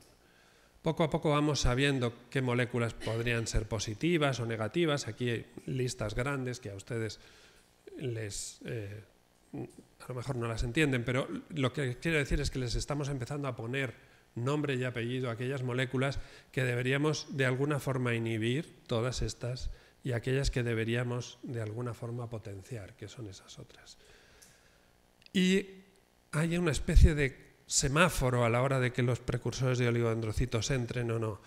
Las moléculas que están expresadas en las determinadas lesiones, las activas, las que son recuperables o las que ya se van cronificando, si ven ustedes hay algunos que marcan el que se pueda recuperar esa lesión o no, se puede recuperar o no, y en general hay algunas que nos interesan mucho, en el laboratorio nos interesa mucho este juego de moléculas que tienen aquí, que ven que parece como que sí, porque no hay negativa, sí, pero la negativa ya está dentro, y nada, porque la negativa no hay nada. Entonces, de alguna forma, vamos poniendo nombre y apellido a los objetivos a los que tenemos que atacar y tratar. Esto no es baladí. En 1958, la Biblia del estudiante de medicina, que es el Harrison, el libro de patología médica que se estudia y que dirime todo, decía lo siguiente, en 1958, que muchos de los que están ustedes aquí ya habrían nacido. Lo más que podemos hacer es tranquilizar al paciente y darle ánimos y que haga algo de ejercicio moderado y medidas de soporte. Y durante un episodio agudo, lo mejor que podemos hacer es tranquilizar al paciente y decirle que se va a recuperar y guardar silencio hacia lo que pueda estar pasando después. Esto no hace tanto tiempo, es decir, es poco menos que engañémosle y el que sea creyente que rece, ¿no? En 1993 salió el primer tratamiento específico para la esclerosis múltiple, como ha dicho el doctor Prieto. Ahora estamos en una situación más avanzada que esta, porque esta es una diapositiva de hace unos años, donde ya hay muchos fármacos específicamente diseñados para la esclerosis múltiple. Ya hemos visto las cajitas, como decía Pedro y la doctora Fraga, que nos han enseñado ya las cajitas. Ya no estamos hablando de los nombres, de los ensayos clínicos, sino del producto. Oye, mira, tómate esto. Oye, mira, te voy a poner esto. El problema está en que todo esto son inmunomoduladores. Es decir, moderan los brotes, en el caso en el que los haya, los espacian y de alguna forma estamos controlando la evolución de la enfermedad. Pero ninguno de estos fármacos que están en el mercado, que están en las clínicas, son remielinizantes. Van a intentar reparar lo que se haya perdido. Están previendo y disminuyendo el que la evolución de la enfermedad sea grave. ¿Debo pedirle que vaya terminando? Sí, bueno, me queda un poquito. Ya lo veo, por eso lo digo. El caso es que todas estas medidas regenerativas o neuroprotectoras, las que nos habla el doctor Prieto, hay muchas, como hemos dicho antes, y vamos a ver, y hay algunas que son especialmente llamativas con respecto de lo que pudiera ser la reminización después del parón que ha habido con Linco-1, y sin embargo, la primera que ha sido claramente demostradora en un ensayo clínico que hay un efecto remielinizante es esta, que es la clemastina, que es un antihistamínico que había caído en desuso, que se utilizaba antiguamente para alergias y demás, y que en un estudio en doble ciego, etcétera, etcétera, ha demostrado por primera vez que mejora la transmisión del impulso nervioso en potenciales evocados y no es muy potente. Ellos mismos dicen que el propio efecto se había abandonado, este antihistamínico antiguamente, porque actúa a través de varios receptores y bueno, parece que parte de la fuerza la pierde precisamente por esa actividad en paralelo, que habría que hacer más ensayos, que habría que buscar más fármacos. Y eso es interesante. Y estos son los que ahora mismo están específicamente remielinizantes que están en ensayos clínicos. Hay muchos, algunos, bueno, esta es la clemastina que hemos dicho antes, que es la primera que ha lanzado los resultados positivos en el ensayo clínico. Hay algunos que son de tipo biológico y hay algunos que estamos tratando en el laboratorio en colaboración con Ana Martínez, que son small molecules, pequeñas moléculas que están diseñadas para inhibir una enzima que se llama la fosfodiesterasa. No tienen efectos secundarios, es una de las grandes ventajas de los inhibidores de la fosfodiesterasa 7. Sería más potente utilizarlos de la fosfodiesterasa 4, pero tienen unos efectos secundarios que los hacen inviables porque producen vómitos incoercibles y al final llevarían a la deshidratación del paciente, con lo cual no los podemos utilizar. Pero para que se hagan una idea, inhibidores de otra fosfodiesterasa es la Viagra, ¿vale? Luego, son fármacos que bien orientados se pueden llevar a la clínica. Y hemos hecho un montón de pruebas preclínicas, de hecho son en esta tabla comparativa los que más estudios preclínicos hemos hecho y ahora veremos el porqué. Y la idea es llevarlos a un ensayo clínico. Los hemos hecho muchos ensayos preclínicos porque hay una heterogeneidad en los precursores de oligodendrocitos entre los de ratón y los de humano que hace que no todos los estudios que se hagan en ratón son directamente extrapolables al humano. Y mientras con la técnica de la derivación celular o la reprogramación celular no obtengamos precursores de oligodendrocitos inducidos, que es algo que querríamos hacer en el laboratorio, de momento no tenemos más cáscaras que al final lo que proponemos desde el laboratorio, probar también esos fármacos en precursores de oligodendrocitos que aislemos de cerebros de pacientes que pasen por neurocirugía por otros motivos. Mientras tanto, mientras derivamos eso es lo que tenemos. En el laboratorio lo que hicimos hace unos años es desarrollar un protocolo que nos permite aislar muchos precursores de oligodendrocitos del cerebro adulto de las ratas y de los ratones y también de esas muestras del cerebro adulto que vienen pues, muchas veces de cirugía de la epilepsia o malformaciones arteriovenosas, que hay que hacer cierta reconstrucción del cerebro, en algunos otros casos, también de tumores, pero se comportan de forma diferente. Y lo que estamos haciendo en el laboratorio es algunas de esas moléculas que nos interesan, como el FGF2, ver cómo se comporta en las diferentes especies, en el humano, y vemos que realmente hay cambios en el comportamiento, según estemos hablando de ratón, de rata, de humano, de una, de otra, mientras que en otros casos, como son los inhibidores de la fosfodiesterasa 7 o de la GSK3, los efectos son mucho más extrapolables. Da la sensación de que hay una cierta jerarquía, las señales que vienen de fuera son mucho más variables, las que están en el propio genoma celular, enzimas intracelulares, el tipo de respuesta sí que sería mucho más extrapolable con respecto a lo que vemos en ratones. Con los inhibidores de la fosfodiesterasa 7 hemos generado mielinización, esto es en apenas 4 días hay un aumento significativo de los fenotipos mielinizantes en células humanas. Estos son precursores de oligodendrocitos humanos que empiezan a expresar los marcadores. E inhibidores naturales de la fosfodiesterasa 7 hay en el café, en el cacao, en el té. Estos no son nada más que inhibidores específicos diseñados en el laboratorio para que sean mucho más potentes que los que hay de forma natural en esas sustancias y que farmacológicamente puedan tener más éxito. Hemos hecho una serie de ensayos y de alguna forma lo que quiero que se lleven como mensaje a casa es que ha llegado el momento de desarrollar y ensayar las terapias neuroreparativas para la esclerosis múltiple, sobre todo si estamos hablando de que queremos ir hacia un futuro de un tratamiento personalizado. Cuanto más arsenal de inmunomoduladores tengamos, más podremos ajustar el inmunomodulador a el tipo de enfermedad que tiene cada paciente.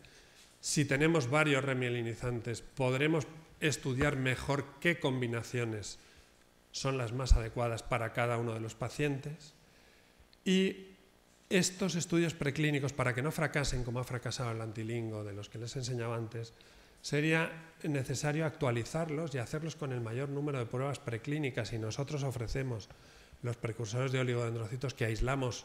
Los referees de los papers lo califican de una hazaña. Lo que hacemos es verdad que es una hazaña, pero creemos que es muy interesante a la hora de definir una droga antes de pasar a un ensayo que vale miles de millones de euros. Debo pedirle que sea un poquito más escueto. Termino ya, esto es la última. En el laboratorio estamos promoviendo un consorcio europeo, y Esclerosis Múltiple España con Pedro Carrascal nos ha apoyado en varias ocasiones. La última nos quedamos en 92,8 y con la nota de corte estuvo en 94, para básicamente generar precursores de oligodendrocitos como modelo in vitro de la enfermedad de los propios pacientes, para ver en qué se parecen o no a los que tenemos nosotros, si los podemos utilizar como base de estudio in vitro de la enfermedad. Hay muchas asociaciones de pacientes, hay muchas empresas interesadas. El 15 de enero volveremos a presentarlo. Y el año pasado un consorcio totalmente español, porque así era la convocatoria, incluyendo a la Fundación GAEM, que también es de pacientes, presentamos uno a la Caixa, pasamos a segunda ronda, pasamos muy poquitos, pero no nos lo dieron. El caso es que también el 15 de enero volveremos a la carga y lo queremos conseguir, ¿vale? Es nuestra obligación, es nuestra determinación ofrecer esa oportunidad para que ustedes no se queden... iba a decir con las ganas, pero no es con las ganas, es con el derecho a tener ese tipo de tratamiento. Y este es nuestro grupo de momento, y muchas gracias y perdón por haberme pasado el tiempo.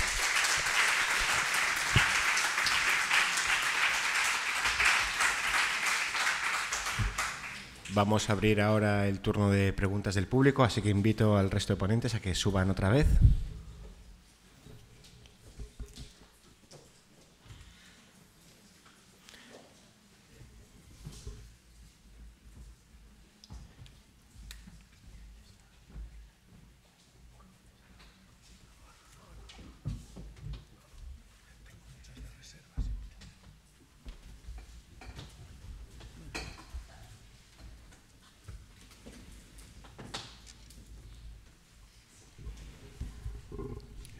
Pues vamos a abrir el turno de preguntas. No sé si alguien del público, alguna persona tiene alguna pregunta que hacer a alguno de nuestros ponentes.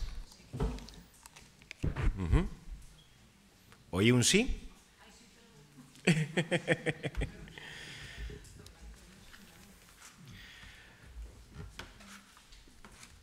Ninguna ponente. Ah, tenemos una por ahí.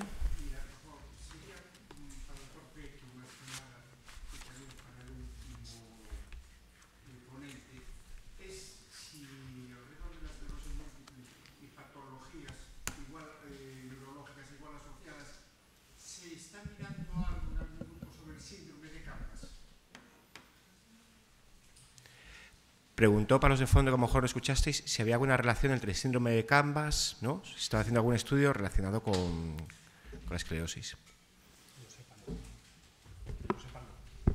No, yo no le podría contestar con seguridad, pero yo creo que no se ha relacionado. No sé exactamente el sentido de la relación, pero no. La respuesta que yo le puedo dar es que no.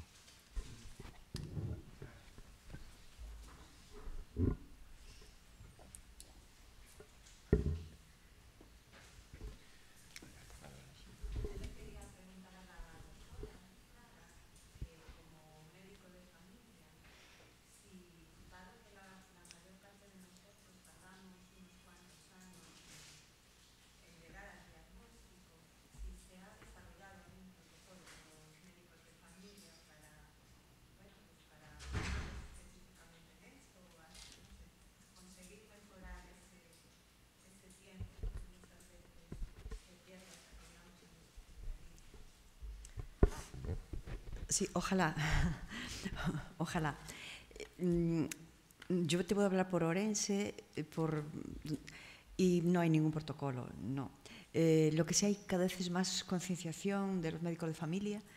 No sé si es porque yo estoy allí, pero desde luego mi centro de salud me decía el otro día una compañera, es que tengo un paciente que canta, y está en el psiquiatra, o sea, y sí que tenemos cada vez más inquietud y la tenemos más en mente. O sea, hoy la esclerosis múltiple ya no es una cosa que a mí me diagnosticaron hace 40 años y a mí me diagnosticaron en Madrid, y cuando yo llegué a mi pueblo la gente decía, a filla de Fraga ten unha cousa rara. O sea, sabes, aquello era poco menos que... Hoy tienes una esclerosis múltiple, hombre, no es como tener un catarro, evidentemente, pero bueno, ya lo llevamos. Y yo creo que todos los médicos de familia y desde luego los neurólogos pensamos mucho más. Lo tenemos en nuestro diagnóstico diferencial que nos planteamos presentes. Yo quiero pensar que sí. Que sí. Si me permite añadir una cosa que lo acaba de clavar, tampoco tengo que añadir mucho más, pero el retraso en el diagnóstico de la enfermedad en parte es por los criterios, ¿no?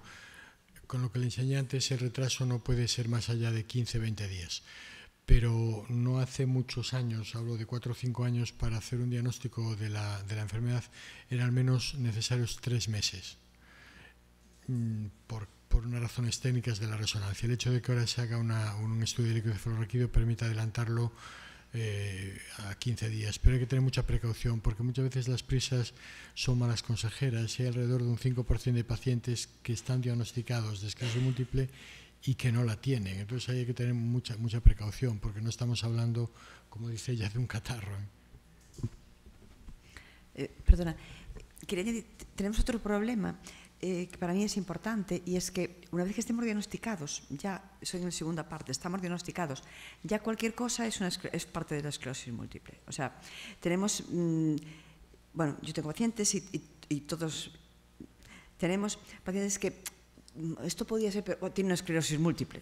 O sea, sabes, ya está claro, ¿no? Que las pastillas por esclerosis múltiple, no sé cuántos por esclerosis. Y eso es, yo creo que es tan importante como lo anterior, el que tenemos derecho, por desgracia, a tener cualquier otra enfermedad aparte de una esclerosis múltiple. Y hay que y los médicos de familia y los neurólogos tenemos que tener claro eso, ¿no?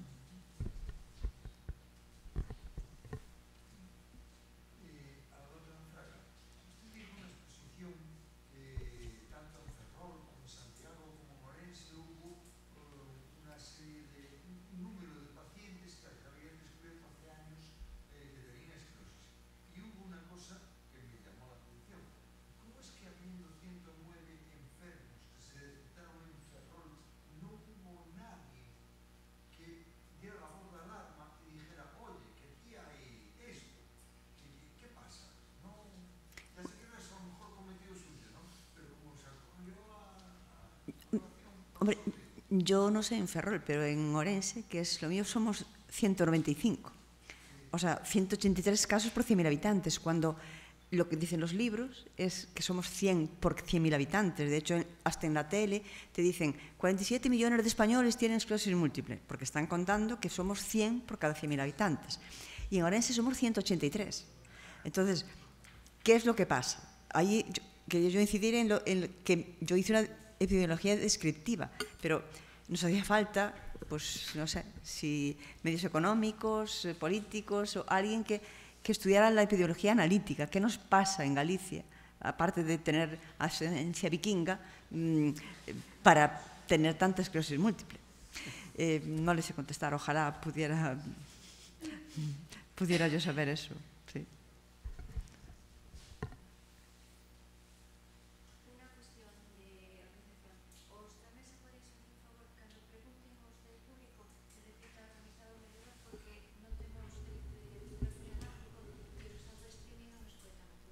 Muy bien. Adelante. Ahora que hay millores de estudios sobre la enfermedad, ¿qué porcentaje hay de posibilidades de que tengan la enfermedad descendientes? También se relaciona con parentesco de maus, de eso, que tengan enfermedad. ¿Qué porcentajes más o menos hay posibles de desarrollo de un descendiente? Pregunta qué porcentaje, qué probabilidades hay de que un descendiente de una persona con esclerosis padezca también la enfermedad.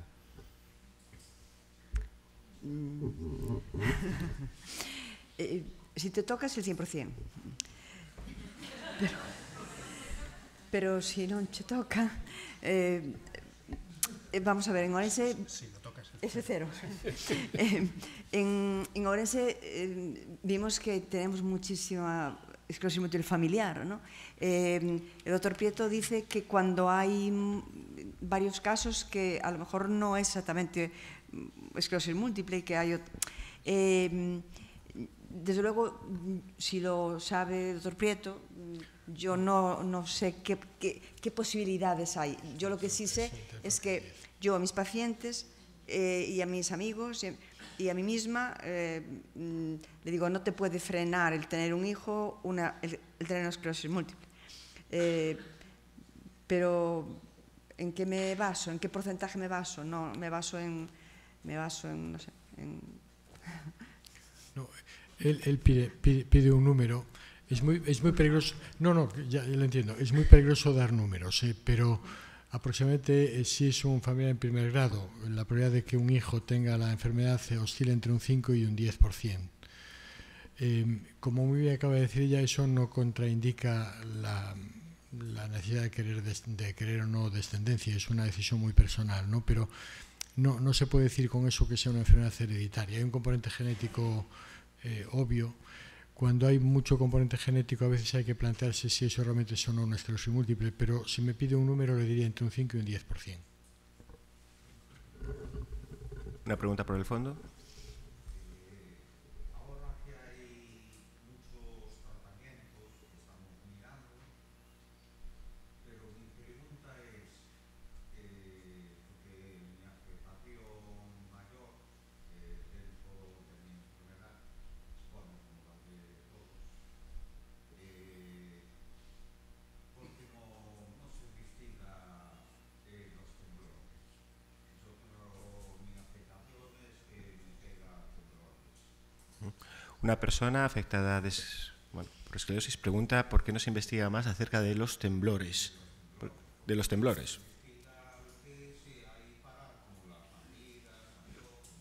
Sí, sobre todo relacionado con los tratamientos, a qué tratamientos puede haber hacia esa sintomatología.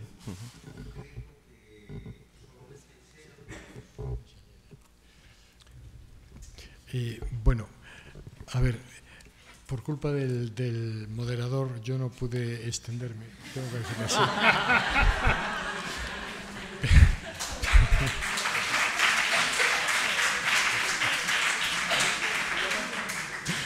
No, bromas aparte. Una de la penúltima o antepenúltima diapositiva que les enseñé era sobre los temblores.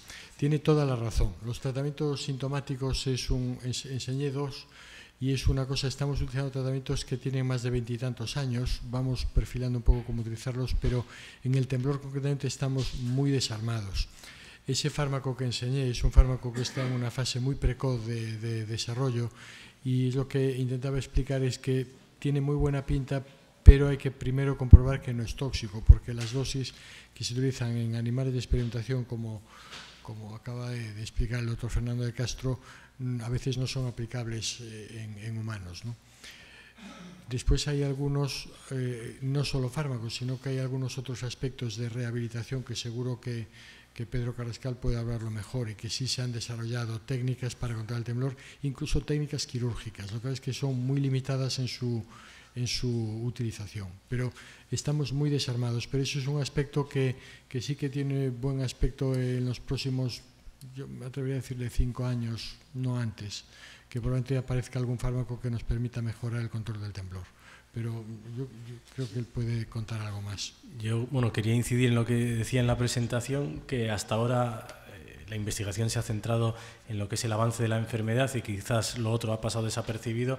Y cuando ponía la diapositiva del último estudio de Gisela Kobelt, que decía, ella que es una investigadora que en relación al coste económico de la enfermedad y de la salud, decía, yo creo que ya es suficiente hablar sobre el impacto y el coste de la esclerosis múltiple, quizás hay que demostrar el impacto de los síntomas de la esclerosis múltiple, hay que empezar a hacer investigación sobre el impacto que tiene todo esto, porque hasta ahora no se investigaba porque parece que no tenía un valor o que no, pero tiene un valor y muy importante. Yo creo que va asociado a que demostremos el importante impacto que tienen las personas para que los nuevos fármacos incorporen soluciones soluciones y que tengan, ¿no? Si no somos capaces de explicar y demostrar, y esto cuesta dinero, nadie lo hace, bueno, es algo que viene después y esperamos que esos 5 años, o bueno, es una cuestión de ir avanzando, pero precisamente eso somos las personas con esclerosis múltiple quienes tenemos que levantar la mano y decir, oiga, que es que esto impacta y mucho y tiene un coste para nosotros y para la sociedad.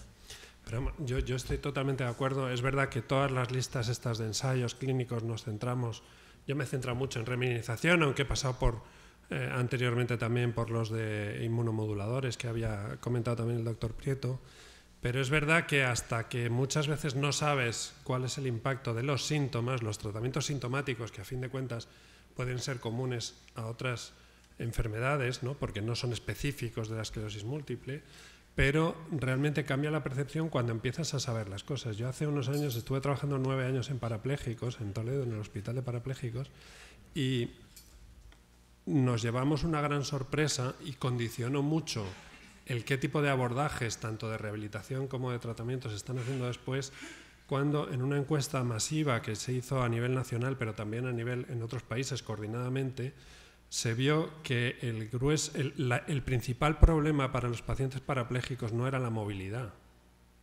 que es lo que pensábamos todo el mundo, sino que era el dolor neuropático y la falta de control de esfínteres.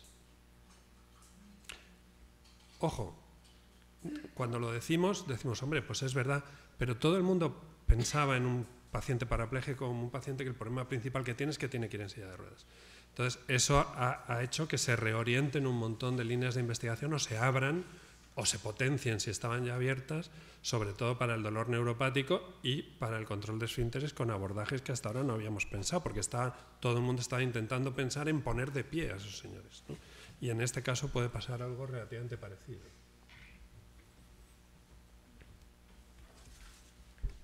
Yo le agradezco mucho la pregunta que acaba de hacer por completar lo que acaba de comentar el doctor de Castro. En la esclerosis múltiple concretamente hay 3 aspectos en donde se está intentando desarrollar líneas de investigación. Uno es el control del temblor o de los síntomas cerebelosos, otro es el control de la fatiga y otro es el control del esfínter, de los esfínteres, pero básicamente el esfínter urinario. Ahí se está poniendo mucha carne en el asador porque, como él muy bien dice, muchas veces lo que nos importa realmente es la calidad de vida, lo que nos debe importar. Yo hace poco estuve en una tesis en Valencia, en un tribunal de una tesis doctoral que se titulaba Felicidad y esclerosis múltiple, que es un nombre muy peculiar, ¿no? Pero realmente cuando uno lo lee, claro, efectivamente nos pasamos la vida preguntando si el paciente tiene más fuerza, menos fuerza, si tiene más brotes, y la pregunta es ¿cómo le va a usted? Y no lo hacemos muchas veces. Y a lo mejor yo fracaso como médico en un paciente que está físicamente muy bien, pero deprimido y agotado, y sin embargo en otro que está a lo mejor muy afectado físicamente, pero que está conforme con la situación. Entonces, la pregunta es, ¿en quién he fracasado? En el primero, sin duda. Bueno, vamos a dar una última pregunta, pero la última, ¿eh? Venga. Aparte de dar las gracias al comité organizador, Ana y Miguel deben andar por algún lado, por este elenco de persoas que nos poden ilustrar a nosa enfermedade tanto, que están investigando tanto. Queria facer unha pregunta ao doutor, que é a seguinte. Foi pouco vimos a noticia, xa sabíamos máis ou menos desde FEGADEN en algo, sobre o protocolo que se vai, ou se está facendo con sanidade de atención integral. Realmente ese protocolo de atención integral aos pacientes de esclerosis múltiple, que líneas vai seguir ou que líneas se pretende seguir? Bien, realiza una pregunta al doctor Prieto en el que pregunta por un protocolo de atención integral que se ha visto últimamente en los medios de comunicación, y lo que pregunta más concretamente es cuál va a ser un poquito la línea que va a seguir ese protocolo. Es una pregunta muy oportuna. La idea es ese protocolo de atención integral porque se quiere atender en toda Galicia de manera homogénea y de una forma similar a todos los pacientes, cosa que desgraciadamente no es así. Esto es lo primero. ¿Y qué es lo que se quiere hacer? Primero, que el acceso a los fármacos sea similar en todos los sitios y cómodo. que el acceso a los medios de diagnóstico, los tiempos de acceso sean más o menos similares con las prioridades de cada sitio, y que el acceso a los recursos sociales también sea similar en todos sitios y homogéneo. O sea, lo que se pretende realmente es homogeneizar, y que si esto es una comunidad o esto es un área sanitaria, que todos los pacientes tengan los mismos derechos y los mismos accesos en los mismos tiempos a todas las posibilidades terapéuticas, tanto terapéuticas médicas como terapéuticas sociales, que también son necesidades terapéuticas. Bueno, vamos a dar por cerrada ya entonces la mesa. Voy a pedir, por favor, un último aplauso a todos los ponentes y la ponenta.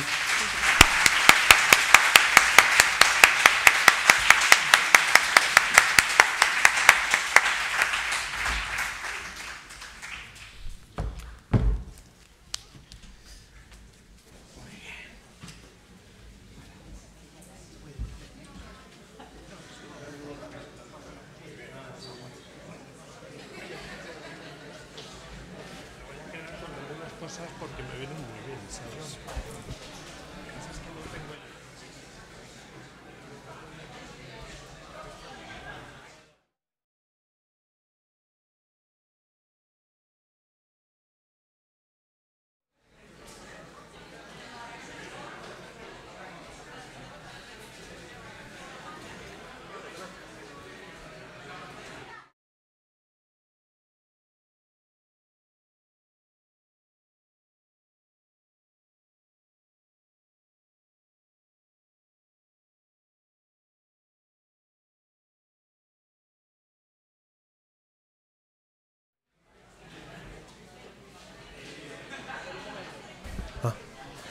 Perdón, un momento. Debido al retraso que llevamos en el foro y para dejar el mismo tiempo a la mesa siguiente que la mesa que hemos tenido, vamos a intentar acortar a 5 o 7 minutos el descanso. Tienen unas aguas si quieren ahí en el hall para poder coger. Gracias.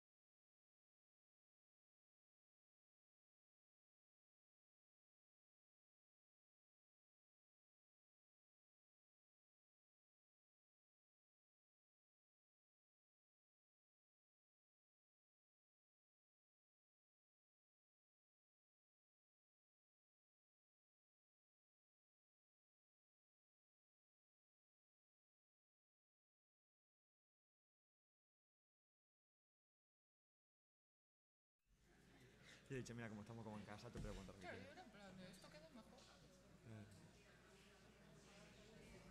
Ay, qué guay.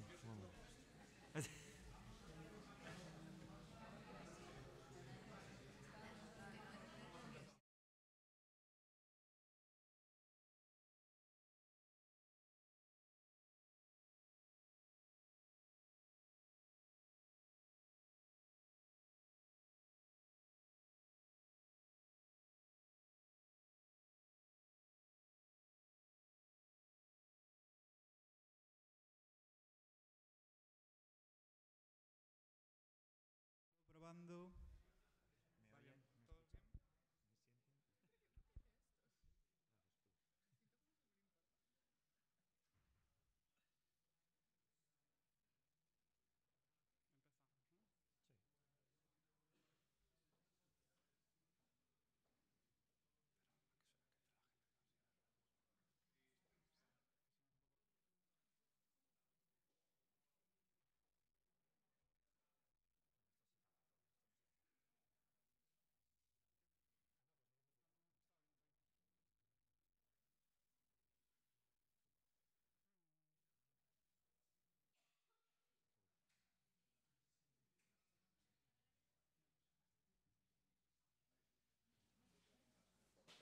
¿Me oyen? ¿Me escuchan? ¿Me sienten? Sí, dale.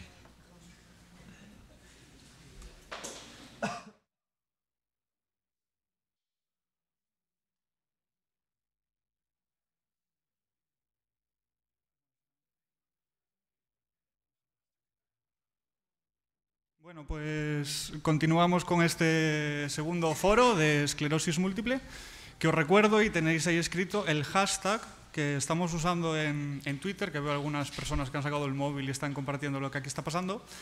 Y recuerdo también que esto está siendo retransmitido en streaming en este momento. Pues pasamos a la segunda mesa, en el que en este caso los protagonistas van a ser las personas que conviven con la esclerosis múltiple. A mí me hace especial ilusión moderar esta mesa porque soy paciente de esclerosis múltiple. Yo tengo esclerosis múltiple y desde que me diagnosticaron hasta este momento pues me he topado con muchas personas por el camino que me aportan mucho y aquí tengo sentadas a 3 de esas personas que me he topado en este camino. La verdad es que esta mesa va a ser un poco distinta de la mesa que se acaba de celebrar, de profesionales. Queríamos hacer esto de una forma distinta. Los pacientes igual no somos tan de datos y de estadísticas, sino lo que queremos es ponerle cara a esos datos, porque detrás de cada número hay una persona. Entonces tenemos aquí a 3 personas que van a compartir su historia. Una es Cristina Amaro, actriz, presentadora, modelo, directora, productora. ¿Queda algo más? ¿Queda algo más? ¿Qué tal, Cristina? Muy bien. Bueno, muy contenta y eso sí, muchísimas gracias. Vale. Bueno, que muchísimas gracias por invitarme, porque para mí también es un placer estar aquí y poder contar ese pedacito de cada una de nuestra historia, en este caso la mía, y compartirla con todos vosotros. Muchas gracias. Tenemos a Paula Pereira, otra afectada de esclerosis múltiple, farmacéutica, bloguera y muy activa en redes sociales. Ahora descubrimos un poco la forma de enfocar la esclerosis múltiple que tiene Paula. Muchas gracias por estar aquí. Bueno, gracias a FEGADEM por esta... Gracias a FEGADEM por esta oportunidad de que, bueno, a mí estos saraos me encantan, ¿sabes? Y me lo paso pipa. Y nada, bueno, muy contenta de poder estar aquí y hablar un poquito en primera persona pues, de lo que es la esclerosis múltiple, ¿no? Y por último tenemos a Adrián Sarriá, que no tiene esclerosis múltiple. Y diréis, pues ¿qué pinta aquí una persona sin esclerosis múltiple? La presencia de Adrián está muy justificada. Adrián también es paciente crónico, nos puede contar ahora qué enfermedad padece. Es enfermero, una buena combinación, paciente y enfermero, un perfil además muy activo. Y viene en representación de una asociación que se llama FF Paciente, cuyo objetivo es dar voz, ¿no?, y visibilidad al paciente. Muchas gracias, Adrián, por estar aquí. Bueno, pues muchas gracias a vosotros por invitarme y, bueno, sobre todo por invitar a FC Paciente. Yo soy paciente de colon irritable, no tengo nada que ver, la verdad, ¿no? En cuanto a esclerosis múltiple, no me echéis, por favor, ni me metáis en la hoguera, pero sí que venimos en representación sobre todo por FC Paciente, que luego hablaremos más en fondo de ello, pero es sobre todo dar voz a los pacientes que están cada día compartiendo y buscando información por Internet, están presentes en Internet, usando las redes sociales, que es algo que este apoyo mutuo que hay en redes y cada día más visible, yo creo que es muy importante que lo compartamos y que se dé a conocer para bueno, poder encontrar otro foro más allá que sea solo el 1.0. Muchas gracias. Llegar a puntos de encuentro, ¿no? Entiendo, porque al final tenemos todos mucho en común. Bueno, como os decía, en este caso no tenemos preparado ningún PowerPoint, ninguna presentación, pero sí tenemos un pequeño vídeo de cada uno de los ponentes que están aquí. Vamos a empezar por Cristina. Cristina, como os decía, es actriz y directora, y ¿qué fue? ¿Hace 2 años cuando sacaste el documental? Sí, aproximadamente. No, hace... Sí, grabados y lo subimos a redes sociales, yo creo que hace un año, yo creo que el mes de octubre de hace un año. Sí, pero se grabó hace 1 año y medio, 2, sí. Y os vamos a poner un pequeño fragmento del documental de Cristina Maró, no tanto para conocer a Cristina, porque Cristina la tenemos aquí y podemos aprovechar que está aquí para preguntar lo que queramos, sino para que veáis lo que ha conseguido ella con su documental, que es dar voz a muchas personas con esclerosis múltiple y a un abanico muy grande, porque como os decía antes, la esclerosis múltiple es la enfermedad de las 1000 caras.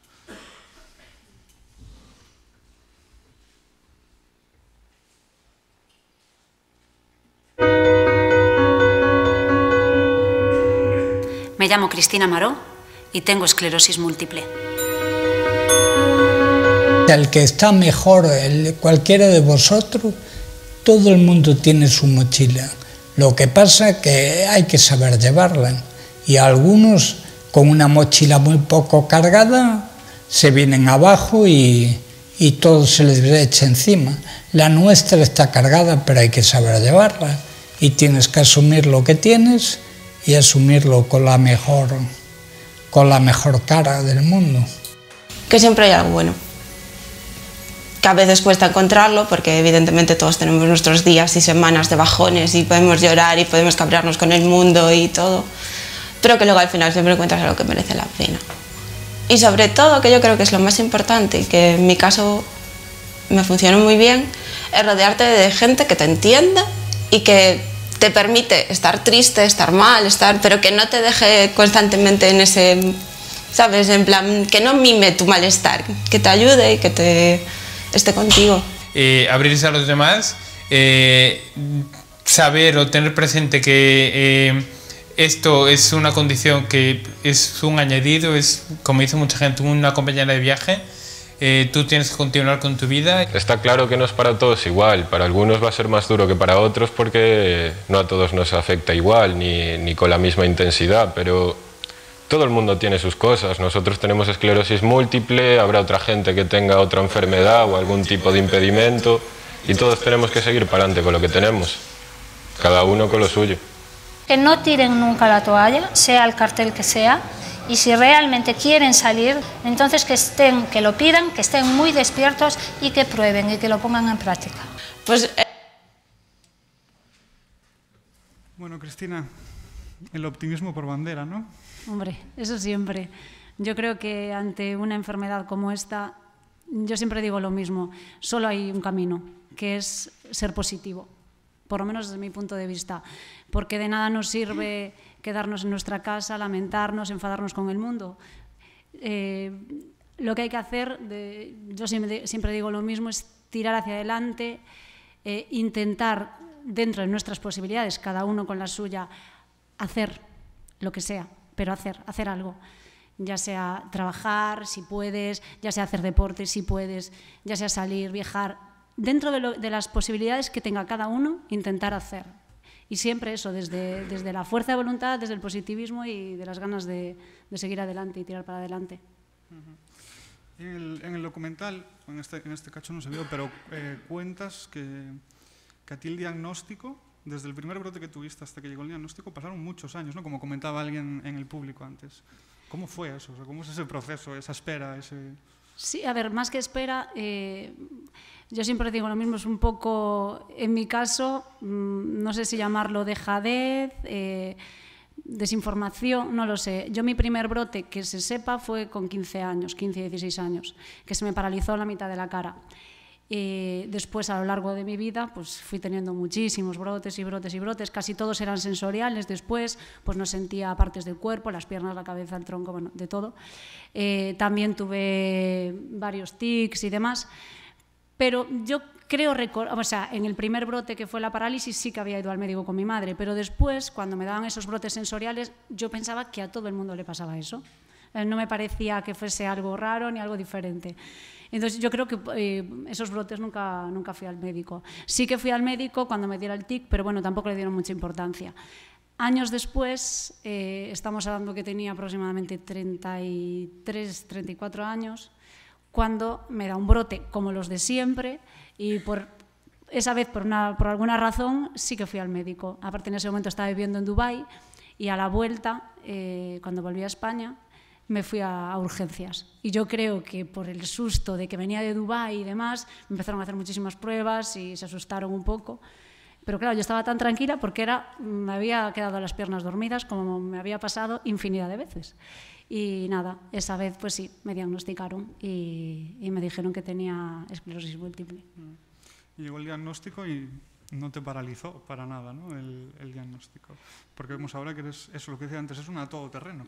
Eres muy activa, pero supongo que la enfermedad, a pesar de toda tu actividad, te influirá y la notarás o no. Sí, ¿Cómo convives con ella? Sin duda alguna. Bueno, lo primero, que yo creo que nunca he trabajado tanto en mi vida como estoy trabajando después de que me diagnosticaran esclerosis múltiple. Eso, que puede ser positivo o negativo, en mi caso es positivo, porque en el momento que me diagnostican la enfermedad, mi cabeza hizo así y yo, mierda.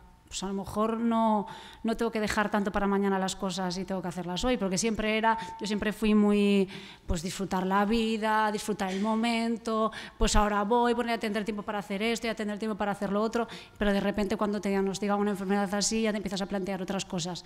Entonces en ese momento fue como, quiero hacerlo todo. O sea, y ahora es que cuantas más cosas mejor, cuantos más trabajos mejor, que a lo mejor tampoco es tan positivo porque muchas veces estoy realmente cansadísima, pero sí que es cierto que es la época de mi vida donde más estoy trabajando después del diagnóstico.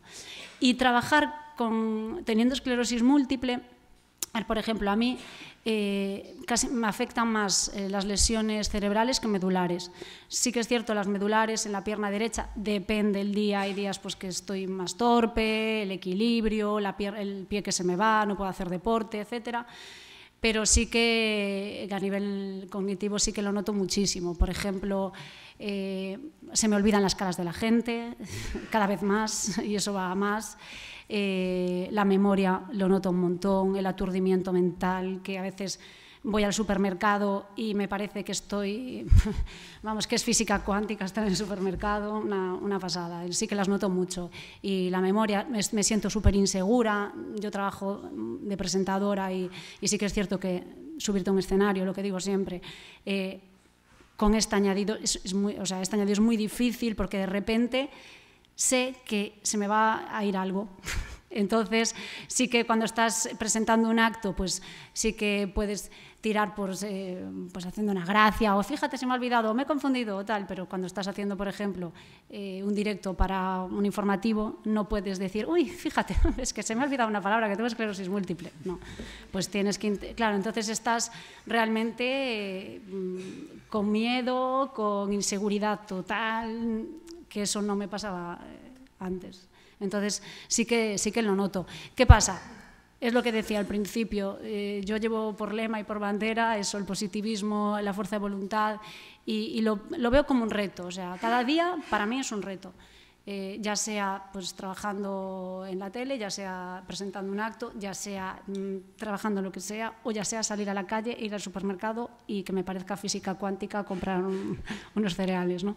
Es un reto y intentar superarlo. Y hay días que voy a salir más airosa, pues genial. Hay días que sé que estoy más torpe porque estoy más espesa, pues bueno, con calma. Eso es lo que intento hacer desde mi punto de vista. Aprender a gestionar todo esto, ¿no, Lidia? total. Muy bien. Pues muchas gracias por compartir tu historia. Nada, vamos a conocer ahora un poco mejor a Paula, para quien no la conozca. Paula tiene un blog, Viviendo se llama, en el que transmite la realidad de la esclerosis múltiple, historias relacionadas con la enfermedad, pero de una forma muy distinta, a través de fábulas, algo muy distinto. Y a mayores es muy activa en redes sociales. Y Paula consigue llegar a un público que quizás otros no somos capaces de llegar, porque Paula utiliza la estrategia del humor. Paula ha aprendido a reírse de lo que... a asimilar y a... No tuve que aprenderlo a raíz de las... O sea, yo venía así de serie, ¿sabes? Yo, vamos, me llevo riendo de mí toda mi vida. No iba a parar en el momento que me diagnosticaron esclerosis múltiple. O sea, una cosa más para hacer chistes, güey. Muy bien. Y para muestra un botón que... Un vídeo que hizo Paula, creo que fue en el Día Mundial o en el Día Nacional de Esclerosis Múltiple, que tituló Esclerosis múltiple para dummies, es decir, esclerosis múltiple explicada a aquella gente que no tiene ni idea y que le va a costar entenderlo. Entonces Paula lo explicó con su humor de esta manera y consiguió que este vídeo pues llegase a mucha gente. Es de por vida, para siempre con nosotros. Y claro, es una enfermedad que se suele diagnosticar en adultos jóvenes, es decir, entre los 20 y los 40 años. Que es esa edad en la que tú estás intentando organizar un poco tu vida porque has acabado de estudiar o has empezado a trabajar o ya estás pensando en voy a montar una familia. Y bueno, esa edad en la que tienes una idea que es como de, joder, me voy a comer el mundo y te diagnostican esclerosis múltiple y tú lo que sientes es que el mundo lo que te grita es de, no niña, tú te vas a comer un mojón y así de grande. Vale, pues claro, ¿qué pasa? Te ves con menos futuro que la madre de Bambi nada más empezar la película. Y esto no es así, aquí aparece otro síntoma que por supuesto y por desgracia no lo tenemos todos, que es la fuerza, la valentía y la positividad, ¿no? ¿De qué se trata? Pues de seguir adelante con nuestras vidas pese a las adversidades que la enfermedad nos pone. Esto no siempre es fácil, desde luego, y claro, cada persona es un mundo y tiene su forma de ser y hay personas a las que les gusta hablar de la enfermedad, otras no, otros prefieren hacer como si no tuvieran nada, pero ese no es mi caso. Yo, sin embargo, he pensado que la mejor manera de plantarle cara a esta enfermedad es seguir intentando ser feliz, que al fin y al cabo es para lo que está la vida, ¿no? ¿Quién quiere una vida llena de desgracias? Es difícil hacer humor con todo esto, porque sabes que hay que tener a veces un poco de cuidado y no sabes la aceptación que puede tener todo esto. Yo pongo muchos filtros, porque tengo que reconocer que realmente soy bastante más bestia de lo que soy por Twitter. Por Twitter soy Paula edulcorada, ¿sabes? A mí me va el humor bestia, ¿sabes? Y para mí, yo es lo que digo, es que para mí es un mecanismo de defensa, ¿sabes? Tengo la sensación de que es un problema que, pues si hago chistes sobre él, pues ya pasa a ser menos problema, ¿sabes? Y ¿por qué no me voy a reír de ello si me ayuda? Hay gente que no lo ve así, le parece mal, ¿sabes? Y, bueno, una vez hasta me pasó lo comenté en Twitter, que me empezó a escribir gente de, pero tú tienes que estar enferma para hacer chistes o algo así. Y yo, pues sí, estoy enferma de la cabeza y hasta la médula, ¿sabes? Que el chiste lo hago sobre mi enfermedad, claro. Se pensaban que yo estaba haciendo chistes al tuntún y yo, oye, no, mira, que yo tengo permiso para esto, ¿sabes? Es legal, es humor negro legal. O sea, se agradece a veces un humor negro, un toque de humor, porque a veces nos ponemos muy serios, ¿no? Claro, hablando de todo creo esto. Que yo lo veo eso como una vía muy rápida de perderle el miedo a la enfermedad. Para mí es una escapatoria. Y aparte del humor, lo que comentaba antes, ¿no? Que pusiste en marcha un blog distinto a través de fábulas. ¿Cómo surgió la idea? O sea, ¿por qué? ¿Por qué querías hacer el blog? Es como muy curioso, ¿no? Que en Twitter soy una gañana y luego en el blog soy como la cosa más sensible del mundo. Y, hay dos Paulas. Los castorcitos y el cocodrilo, ¿sabes? Hay dos Paulas. Pues el blog, bueno, siempre lo cuento, que empezó, o sea, yo me abrí el blog para soltar ahí toda la mierda que llevaba conmigo y el día que me lo abrí, pues resulta que yo estaba como súper feliz y me quedó una cosa bonita y dije, pues vamos a seguir en esta línea, que me ha quedado guay. Y ¿Me repites la pregunta? No, pues eso, pues cómo surgió la idea. ¿De qué te sirve a ti? ¿De qué te sirve a ti hacer esto? Y Poner un luego blog. me di cuenta de que si yo escribía cosas buenas, la gente leía cosas buenas y como que lo encajaba mejor. Y para mí eso era de, oye, pues ahora me siento todavía mejor. Y a ver, es un círculo vicioso y muy vicioso y no quiere salir de él, porque yo ahora ya me siento conmigo que tengo como una obligación, ¿sabes? Tengo que hacer chistes de la esclerosis múltiple para ayudar a otra gente a perderle el miedo a la esclerosis múltiple. Y cuando alguien te dice, oye, muchas gracias por estar ahí, hacer esto, tal, ¿sabes? Darle un punto de vista tan guay, ¿sabes? Y eso, pues te hace querer seguir. Y con el blog lo mismo, de, oye, es que me ha ayudado muchísimo, me has animado un montón, pues te creces y quieres seguir haciéndolo. Y pues eso, que aporta muchísimo. Y además de todo esto, eres también estudiante de farmacia. ¿Estudiante de farmacia o farmacéutica? Estudiante de farmacia todavía, por muy poco. Estamos ahí ya rozando. Estudiante de farmacia, a punto de ser farmacéutica.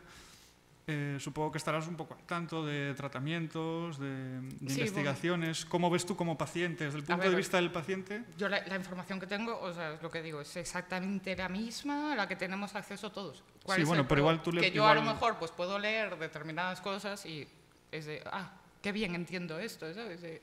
Y luego, pues, de hecho, tengo un proyecto que es como de, pues, hacer esto, pero en versión tratamientos, que es de, pues, jolín, quiero acercar, ya que yo tengo esa información, pues, intentar facilitársela a la gente, porque la verdad es que tú te pones a leer farmacología sin tener ni puñetera idea y dices tú, pero ¿qué es esto, por el amor de Dios? ¿Sabes? Y creo que es muy importante, pues, que la gente sepa qué se está tomando, cómo está funcionando su medicamento dentro de... No sé, me parece... Porque a los pacientes nos cuesta un poco a veces, ¿no?, entender tanto dato y tanto término técnico. Nos lo traducen... O sea, pero es que con nuestras medicaciones me cuesta hasta a mí, ¿sabes? O sea, que yo soy de los medicamentos de la tensión y el colesterol, esto de los de toda la vida. Esto en la facultad se da así como de pasada, ¿sabes? Bueno, muchas gracias por el testimonio. Y por último tenemos a Adrián, el que no tiene esclerosis múltiple, pero que nos viene a presentar una iniciativa que, si no la conocéis, pues os animo a conocerla, y más hoy, que es viernes, ¿no? Hoy es viernes de FF Paciente, y nos ha traído un vídeo que resume en un minuto en qué consiste esta iniciativa en redes sociales. ¿Sabes qué es FF Paciente y para qué se utiliza? No te preocupes, que ahora te lo cuento. Cada viernes utiliza el hashtag de FF Paciente en todas las redes sociales con diferentes fines. Uno de ellos es ayudar a visibilizar y dar a conocer la experiencia del paciente. También puedes aprovechar a compartir asociaciones, web fiables, proyectos, jornadas, eventos, cursos, iniciativas y blogs del paciente. Es una iniciativa donde el paciente es el protagonista. Si deseas saber más sobre nosotros, visita nuestra web y nuestras diferentes redes sociales: Twitter, Facebook, Instagram, YouTube y también estamos en Pinterest. FF Paciente, ante todo, personas.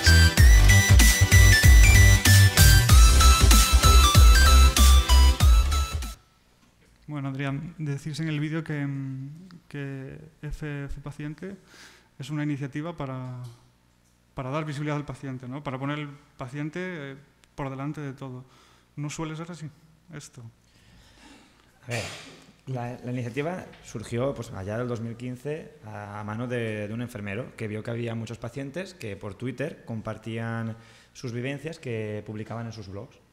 Entonces, claro, él vio que era necesario, bueno, en Twitter hay la FF, es Follow Friday, seguir los viernes a esta persona, y antes se utilizaba mucho, cuando empezaba Twitter, a decir, todos los viernes se ponía el hashtag FF, es decir, la almohadilleta FF, y se decía, sigue a Cristina porque es muy puntera y ha hecho un documental titulado Muévete. Entonces todo el mundo entraba en su perfil, la veía y miraba pues todo aquello, que no era una manera de recomendar a personas que veías que eran interesantes en el mundo de las redes sociales.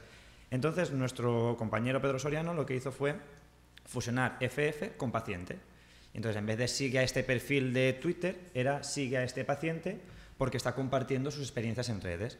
Y empezó, pues sobre todo era más blog de cáncer de mama y algún cáncer más que era el que, digamos, más puntero para el 2015 que estaban en redes sociales.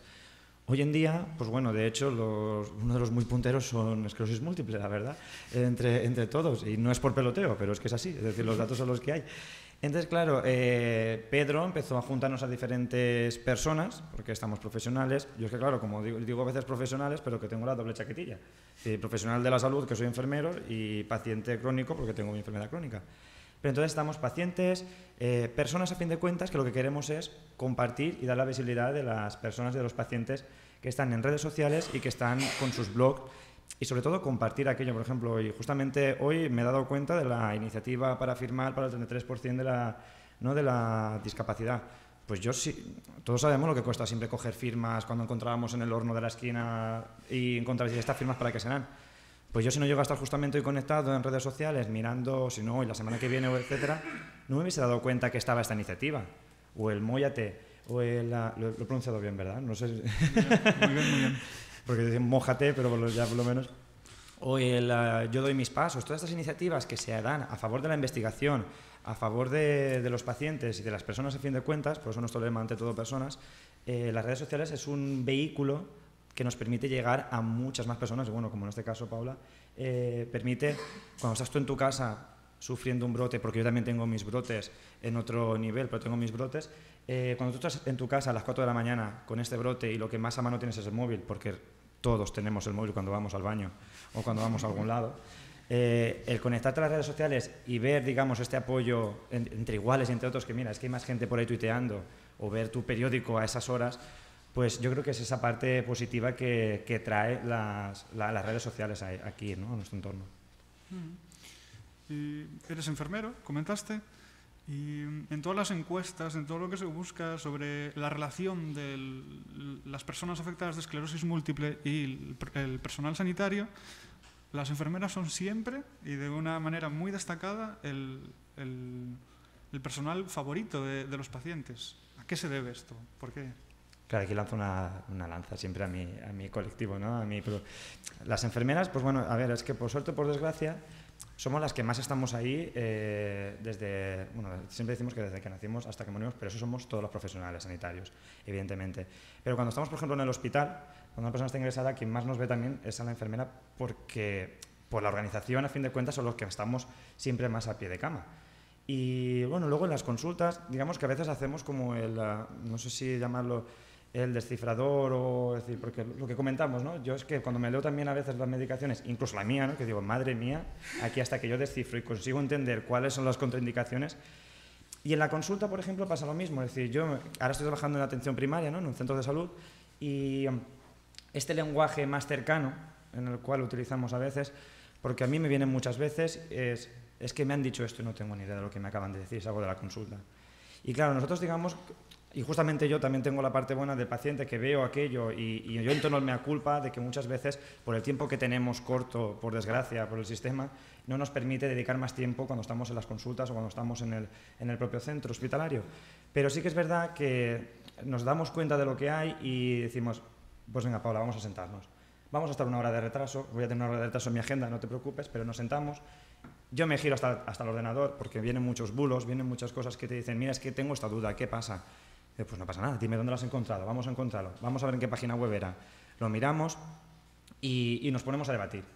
Y si no, me citaré para mañana. También es verdad que a nosotros se nos permite también en agenda esto, ¿eh? Es decir, sí que es verdad que los médicos, por desgracia, tienen una agenda siempre más apretada, porque así también marca el sistema, por suerte o por desgracia. Entonces, nosotros tenemos esta amplitud y yo creo que es donde este valor humano a veces que nosotros nos damos y siempre decimos, ¿no? Es decir, nos gusta el cuidar y cuidamos hasta el último detalle. Pero vamos, yo creo que simplemente es, bueno, eso, que somos guayes. Y además parece, o me da la sensación a mí de que las enfermeras sois también el profesional que está más presente en las redes sociales. Es la sensación que tengo yo como paciente, no sé si vosotras coincidís o no, pero cuesta encontrar a neurólogos, por ejemplo, hay muy pocos, los cuentas con los dedos de una mano. Te pones a buscar enfermeros y ¿a qué crees que se debe? Porque puede que seamos más frikis, no lo sé. También es verdad, ya te digo, no tengo ni idea. Cierto es, porque mira que luego yo muchas veces miro y digo, yo no sé cómo puede ser, es que el tiempo es el que tenemos y ya está. Pero encontramos, cuesta, aún sigue habiendo un sector como la punta del iceberg, que da muy bonito, que estamos todas las enfermeras en redes sociales, ojalá estuviésemos todas, pero aún hay enfermeras que se resisten, ¿no?, al cambio, igual que personas que no resistimos a estar en redes sociales. Yo siempre recomiendo que estén, aunque sea en modo gran hermano, es decir, que entren y que miren lo que se cuece, porque a fin de cuentas, y yo lo digo también en mi consulta, es que me permite ver de verdad la realidad, porque yo porque el día que me han venido 10 pacientes y me han dicho esto en mi consulta, no es la realidad que existe, ¿no? Entonces, como nosotros también siempre estamos tan preocupadas, y permitidme que use el femenino, porque siempre es que nos decimos que somos enfermeras, porque para 10 enfermeros cada 100 que somos, pues ya yo meto las enfermeras como tal, ya lo tenemos asumido, por eso no hay problema. Entonces, pero nos gusta mucho el ver y el observar, digamos también como este big data casi, ¿no?, para ver de qué se mueve en cada hashtag y qué es lo que se está moviendo ahí, y nos gusta estar presentes, la verdad. Y porque también hemos tenido una parte, como muchas enfermedades, en este caso que la esclerosis es un poco invisible, aunque parezca que se hable mucho de ello, sigue siendo muy invisible. Las enfermeras también hemos sido, y aún seguimos, muy invisibles en el arte del cuidar y en el proceso asistencial. De hecho, siempre se ve, los términos siempre son profesionales médicos, un congreso médico. Pueden haber enfermeras, pueden haber auxiliares, pueden haber técnicas de laboratorio, pueden haber farmacéuticas, y siempre se trata del término médico también porque es una vez a lo mejor un poco la traducción del inglés. Entonces esta invisibilidad y esta lanza de vamos allá, vamos a subirnos al carro y que seamos visibles como estas cosas que somos invisibles, creo que hace que las enfermeras estemos ahí, y porque nos gusta luego generar conversación. Es decir, vemos que eso nos está hablando de esclerosis múltiple, ya te digo, estamos compartiendo como locas, básicamente para que se note, para que llegue a todo el mundo, y cuando llego a la consulta, mira lo que se está moviendo ahora. De hecho, lo de yo de mis pasos es que voy a liar a mi madre ya para que empiece a caminar y que haga todo lo que pueda para donar sus pasos, pero yo creo que a lo mejor puede que se deba a eso, no lo sé. ¿Y vosotras como pacientes? ¿Qué agradeceríais por parte, siguiendo con el tema de internet, redes sociales? ¿Creéis que los profesionales de la salud podrían implicarse más o hacer algo más? Porque al final, pues vamos a la consulta del neurólogo o de la neuróloga cada cuánto, cada 4 o 5 meses, pasas ahí pues 10, 15 minutos, pero el resto de meses entre cita y cita tú quieres informarte, tú quieres saber más y te pasan cosas, ¿no? ¿Cómo podría mejorarse esto? Bueno, a ver, yo soy premium, voy una vez al mes, pero bueno, la cosa es que yo en parte puedo entender que a lo mejor al neurólogo que lleva todo el día en la consulta le apetece llegar a casa y decir, acabóse, ¿sabes? Lo entiendo. Sí que es verdad que estaría genial que se implicara más y tal, pero bueno, lo puedo entender. Pero yo, por ejemplo, en redes sociales, o sea, las usé para buscar el apoyo que yo necesitaba, porque yo lo que recuerdo cuando me dieron el diagnóstico, claro, a mí el médico me hablaba y yo era de, es que me da igual todo lo que me estás contando, ¿sabes? Háblame de qué va a ser mi vida, cómo va a ser mi día a día, ¿sabes? O sea, me estaba contando cosas que a mí no me importaban. Yo quería saber, vale, pero ¿qué tengo que hacer a partir de ahora? Y eso es que no hay un médico que me lo pueda decir. Yo necesitaba la información de primera mano de un esclerótico, ¿sabes? Que me orientara bien.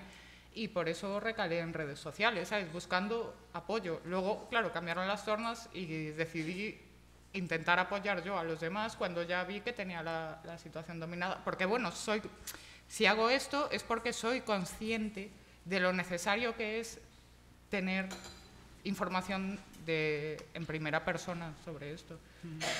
O sea, nos quedamos entonces con que en las redes, en los blogs y todo lo que hay en internet, lo que buscamos es principalmente apoyo emocional, ¿no? Claro, es que vamos a... O sea, una, que nos den pautas y demás, y otra, poder decirle, oye, mira, que me está pasando esto, es normal. Y claro, o sea, es lo que digo siempre, la esclerosis múltiple es una enfermedad que tiene muchísimas rarezas, ¿sabes? O sea, pasan cosas muy raras, son sensaciones muy extrañas, que aparte te pueden aparecer así de repente, sin darte cuenta. Y claro, yo al principio estaba súper asustada, ¿sabes? Yo era de, ay Dios mío, un brote, ay Dios mío, un brote, hasta que encontré a alguien que me dijo, oye, no, niña, que pasen 48 horas y hablamos de brote. Pero claro, yo al principio es que no sabía nada. Luego, claro, vas aprendiendo todas esas cosillas y pues sí, mejor, pero claro, es información que me curré yo de buscar a personas que me pudieran dar esa información correctamente. Yo a lo mejor, por ejemplo, yo soy de las más antiguas y a mí me gusta más el contacto personal. Y yo, por ejemplo, ahí creo que están haciendo una labor muy importante las asociaciones.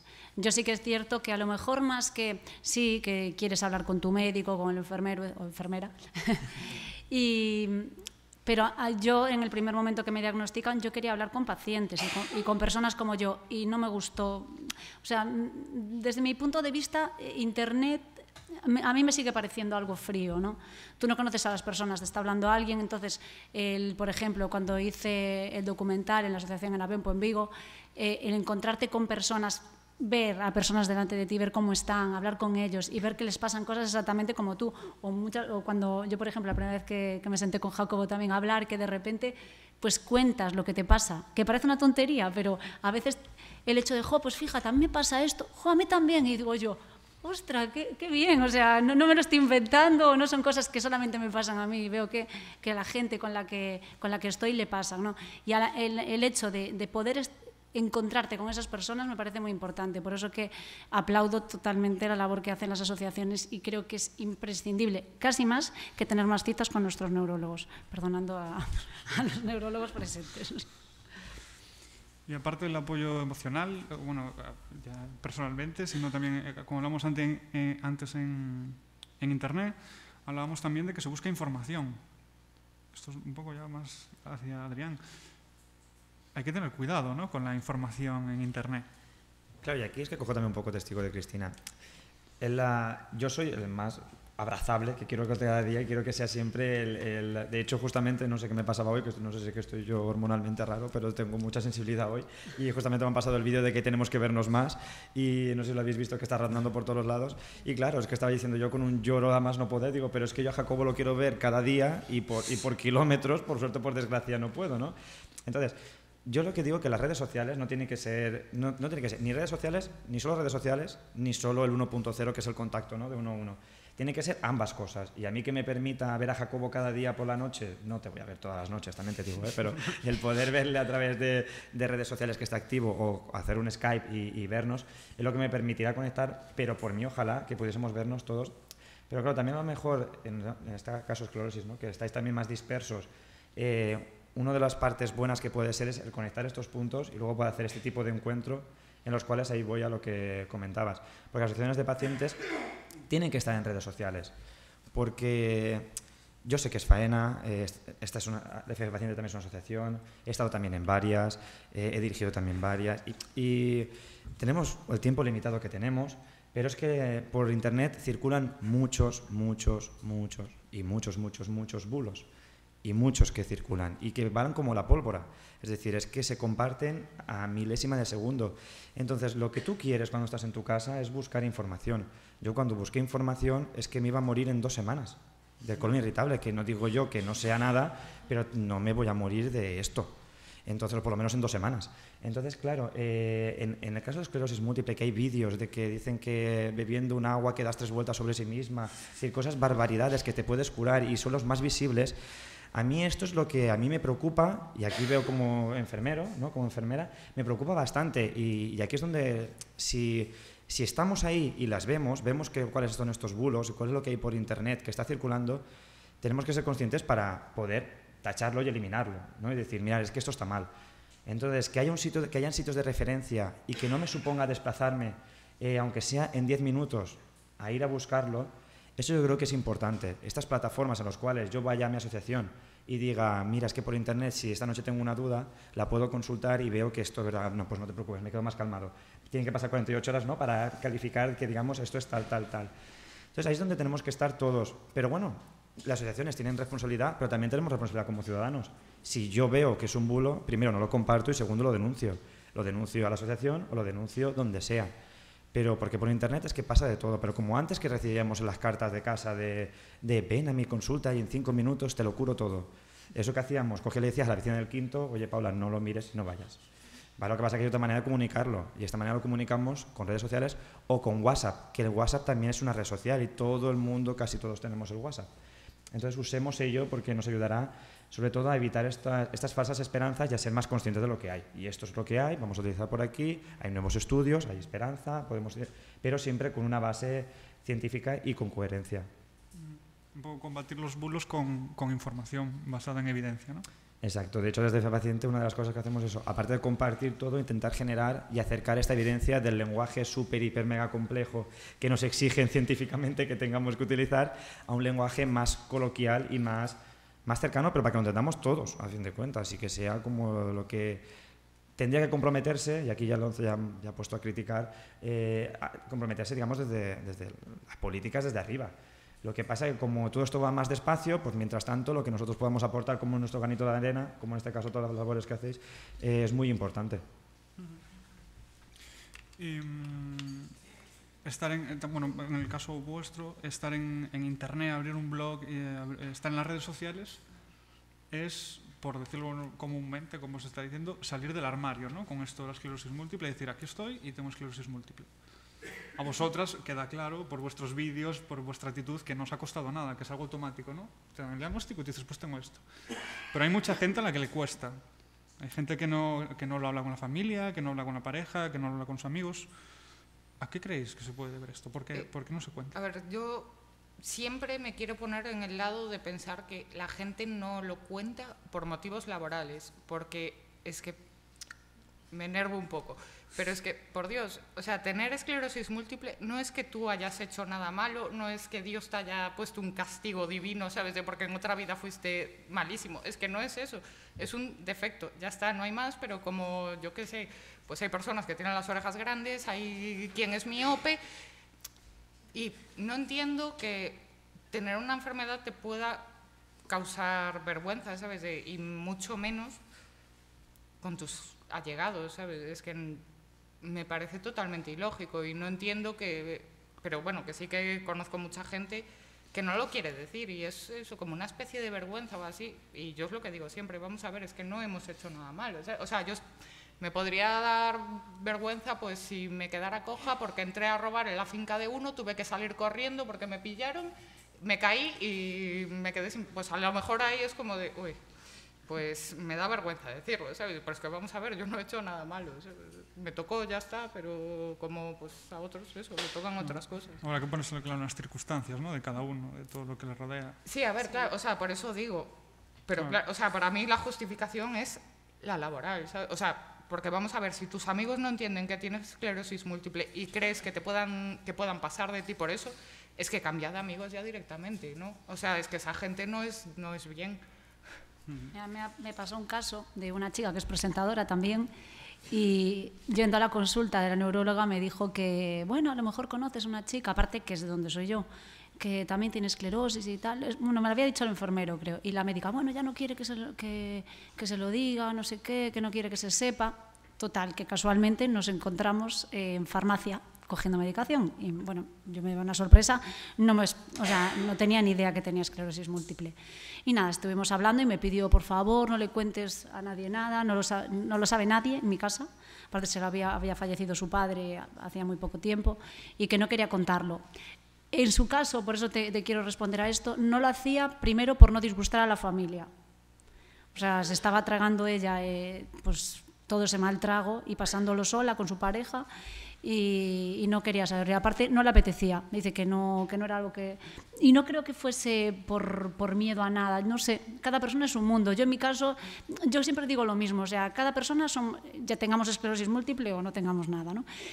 Cada persona tiene una manera de gestionar los problemas o de afrontar las adversidades o lo que les suceda en la vida de una manera diferente. Y no por eso les podemos juzgar. Yo creo que por lo menos a mí me resulta positivo contarlo y exteriorizar mis problemas, pero hay personas que no. Entonces, no lo sé, que será mejor o peor. Desde mi punto de vista, sí que es bueno hablarlo, es bueno comunicarte, porque... Yo es lo que digo, o sea, que cualquier opción me parece, o sea, respeto lo que cada uno quiera, ¿sabes? Pero bueno, sí, que yo creo que hablar de esto es como de... Sí, es como que te alivia. Te libera muchísimo. Sí. Entonces, claro, ves a gente retraída, ¿sabes? Pero bueno, luego también, lo bueno de Internet es que también da la opción de perfil anónimo. Es decir, hay mucha gente, sé de mucha gente con esclerosis múltiple que no tiene una foto suya, pero ni para atrás, o sea, que no se sabe quién es porque no dicen ni su nombre.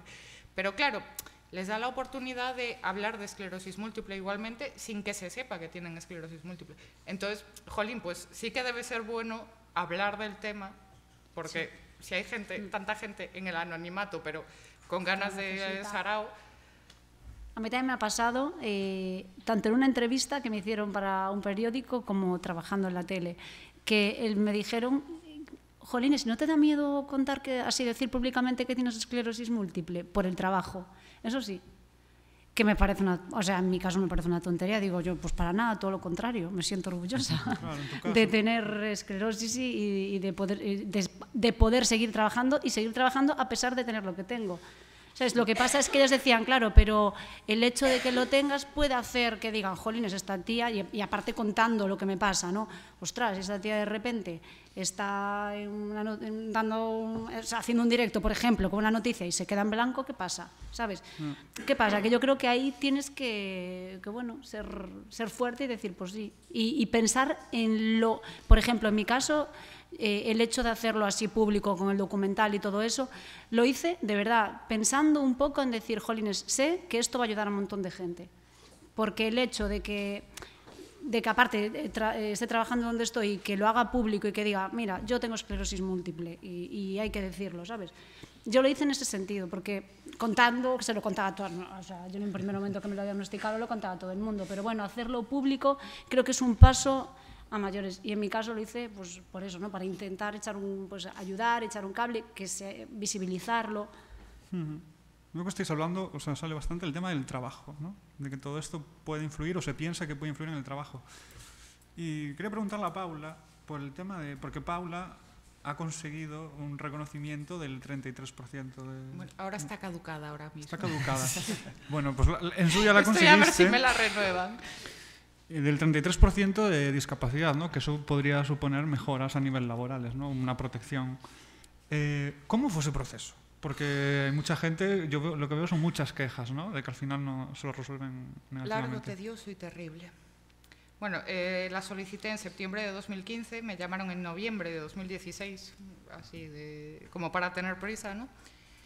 Luego, pues nada, te citan allí y básicamente pues un médico te empieza a dar caña bueno, como intentando desmontar que tú tengas absolutamente nada, ¿no? Es como de, jolín, tengo que estar enferma y aún encima parecerlo, ¿sabes? Y luego pues finalmente tuve suerte y me llegó el 33% que no contaba con él. Y bueno, a ver, el 33% que tiene tampoco es la o sea, es que yo... Lo de que haya tanto problema para que lo den, no lo entiendo, porque es que el 33% tampoco es la panacea, o sea, no es que te lo dan y te llueven los contratos de trabajo, ni mucho menos, y ya os digo que tampoco es de gran ayuda, ¿sabes? Porque los beneficios luego laborales que vas a tener, o sea, que la subvención son que a tu jefe le dan 4.000 euros al año, ¿sabes? O sea, imaginaos a Mancio Ortega si le dicen, mira, si contratas a este hombre te ganas 4.000 euros más al año. Y dirá, pero ¿y eso qué es? ¿A mí qué me haces? O sea, que tampoco es tan tal.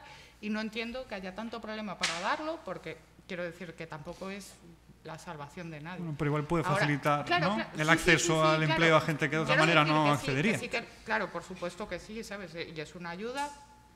Y bueno, que tiene otras ventajas, porque yo, por ejemplo, los 2 últimos años, pues me he ahorrado la matrícula universitaria, menos mal, porque a poco más si le ponen mi nombre a un pabellón en la facultad ya, de tanto que llevaba ahí pagado, ¿sabes? O sea, claro, hay ayudas y, jolín, pues yo considero que a lo mejor pues yo no tengo que pagar las mismas matrículas, ¿por qué? Porque a mí me cuesta muchísimo más estudiar que a mis compañeros, pues entonces, sí, o sea, es un pequeño parche ahí que tenemos y está muy bien, la verdad, pero... Que no entiendo eso, que haya tanto inconveniente en darlo, la verdad. Bueno, pues luchemos por conseguir que no haya inconveniente y que sea yo aparte lo veo algo como automático. Pero serán ratas, tío, o sea, que tampoco es para tantísimo. Bueno, y una última pregunta para cerrar esta mesa. Vamos a tirar la casa por la ventana. Y os lo voy a preguntar a los tres. ¿Hay temas tabú? ¿Hay cosas de las que no hablamos? ¿Que nos cuesta hablar? Yo creo que es lo que te refieres, pero bueno, en general, en mi caso se dice que el sexo, a lo mejor. Yo en mi caso no tengo, o sea, porque yo la palabra, yo lo que es tabú en mi vocabulario no existe, pero no sé si vosotros... Ya no solo vuestro caso, sino que Sí, a nivel general sí que se nota, evidentemente. Es decir, buscas información sobre cómo le afecta la esclerosis múltiple en materia sexual a una persona y poco encuentras de experiencia personal, ¿no? Todo es mucha teoría y muchos datos. Sí, puede ser, la verdad. Sí, o sea, yo nunca he escuchado. Yo creo que con la única persona que ha hablado de sexo con esclerosis ha sido contigo. Es la marca Jacobo, el pobre. Pero... No, de que pues en una conversación salió, pero sí que es cierto, ni con el médico, ni con... No, cierto es que sí que, no, pero bueno, no nos centramos solo en el sexo, habrá más temas, ¿no? Ya, o sea, no es de lo que más chistes me salen en Twitter, ¿sabes? Alguna vez sí que he puesto algo, ¿sabes? Sí. O sea, pero jolín, pues como una cosa más, ¿sabes? Igual que hoy me como un filete, pues otro día pues tengo mis relaciones, ¿sabes? Claro, pero jolín, pues eso, o sea, sí, mucha gente es tabú, ¿sabes? No quiere mentarlo ni nada. Yo creo que a lo mejor sí que la incontinencia a lo mejor sí que es un tema tabú. Bueno, no. Para ti no, para mí no. Para el resto sí. Sí, que a lo mejor sí que lo veo. Es muy común, ¿no? Sí, es claro, muy común. Y bueno, pues ahí voy. O sea, yo, por ejemplo, visibilizo el hecho de que tengo incontinencia urinaria, porque cuánta gente hay que no dice nada y es de, bueno, pues mira, esta chica lo tiene, lo dice, se ríe y yo creo que pues también es otra forma de animar a la gente con el tema. ¿Algún otro tema tabú? El problema del tercer tema tabú es que hasta en las consultas es tema tabú. Entonces ese es el problema. Yo lo que animo, y es que es eso, aquí ahora me pongo la chaquetilla de enfermera, pero es que no tengáis miedo de hablar con aquellas personas que tienen la misma enfermedad que vosotros, o que nosotros, ¿no? Que todos que tengamos cualquier enfermedad, pero a los profesionales sanitarios es que estamos ahí para hablar. Es decir, yo no voy a girarme, bueno, Paula porque lo publica en Twitter, pero no voy a decir, ostras, Paula, es que tiene incontinencia urinaria y me voy a girar y lo decía todo. No, para eso está la confidencialidad y la relación entre profesional y paciente. Pero yo como enfermera tengo una obligación a atenderte con todos los patrones. Y todos los patrones incluye sexualidad, incluye eliminación, que en este caso es, permitirme el término como el niño, pero pipí y caca, ¿vale? Es decir, entonces podemos hablar de todo, de alimentación, de todo, pero hablemos sin problemas porque yo a lo mejor te voy a sacar el tema de la consulta y sabiendo, ahora, ¿no? Ahora sobre todo sabiendo más temas sobre cuál es el tema más tabú, pero hablemos tranquilamente porque para ti será mucho más fácil. Y porque a fin de cuentas pues busquemos qué solución o qué medio podemos tirar a ello, porque el único problema que vais a tener o que tenemos, porque yo tengo problemas también para hablar el tema de, yo también tabú, es que ya se me fue la palabra esta, ya hablamos tranquilamente y de mira que me voy y ya está, ¿sabe? Ya todo el mundo sabe por qué es, pero pues el tema tabú pues no, ya no es tabú, es decir, hablarlo, porque si lo tienes retenido es como también salir del armario. Ostras, de nada te sirve guardártelo, si te lo guardas lo que hace es que ese problema se agrava más, porque a nivel estrés se incrementa exponencialmente, te estresa mucho más este tema, porque encima no estás a gusto, no estás conforme con tu día a día, estás como encima cada vez mirando como oculto este tipo de tema y que no salga este tema. Hablemos tranquilamente, con libertad, con el que mejor os venga. Si no hace falta a lo mejor, si no queréis con conocidos, pues con desconocidos, que os acerquéis a la asociación y tengáis un desconocido que no sea más cercano. Pero hablemos sin problemas y rompamos los tabús. Es que eso solo sirve para un juego de mesa, que está muy bien, pero ya está. No, pues sobre todo lo que dices de que si no lo hablas es que no le vas a encontrar solución jamás. Si tu médico no sabe que te pasa eso, ¿cómo va a buscar una solución a un problema que él desconoce? Y acabo ya de decir esto. Ahora, por ejemplo, hay tratamientos que por cocos te los tienes que tomar, ¿no? Y por cocos, pues a lo mejor no lo podemos quitar. Pero cuando tenemos más de una enfermedad, que tenemos muchas, hay muchas veces que algún tema como puede ser, es que digo ahora vamos a hablar como tos y un poco de incontinencia urinaria, no en el caso de esclerosis, ¿no? Pero para cuando tengáis amigos y transmitáis este mensaje, ¿puede ser debido a algún efecto secundario de un tratamiento? ¿O que está haciendo una interacción uno con otro? Pues hablémoslo, porque eso, si el médico no lo va a saber, ¿no? Si el especialista no lo sabe, que tiene estos problemas, interpretamos que te va perfectamente y que todo adelante conforme estamos. Entonces, de esta manera miramos todo el paquete que tenemos, a ver de qué manera podemos jugar a un tratamiento más correcto y unas medidas que sean lo más adecuadas. Pues sí. Bueno, muchas gracias a los tres por aportar vuestra visión y vuestra experiencia. Ahora quedan unos minutillos por si queréis hacer alguna pregunta a los tres, que estaría muy bien, o por si alguien se anima, que esto pasa muchas veces, sobre todo cuando nos reunimos así unas cuantas personas a compartir experiencias, a compartir su experiencia, porque entiendo que aquí habrá gente que que no se ha sentido identificada, ¿no? con lo que está escuchando, porque pues, es la enfermedad de las 1000 caras, cada uno le afecta de una manera, tiene distintos grados. Pues yo animo a quien quiera, si le apetece, que comparta su experiencia, una reflexión, o si queréis preguntar, pues preguntar. Si alguien se anima, se agradece. Sin vergüenza.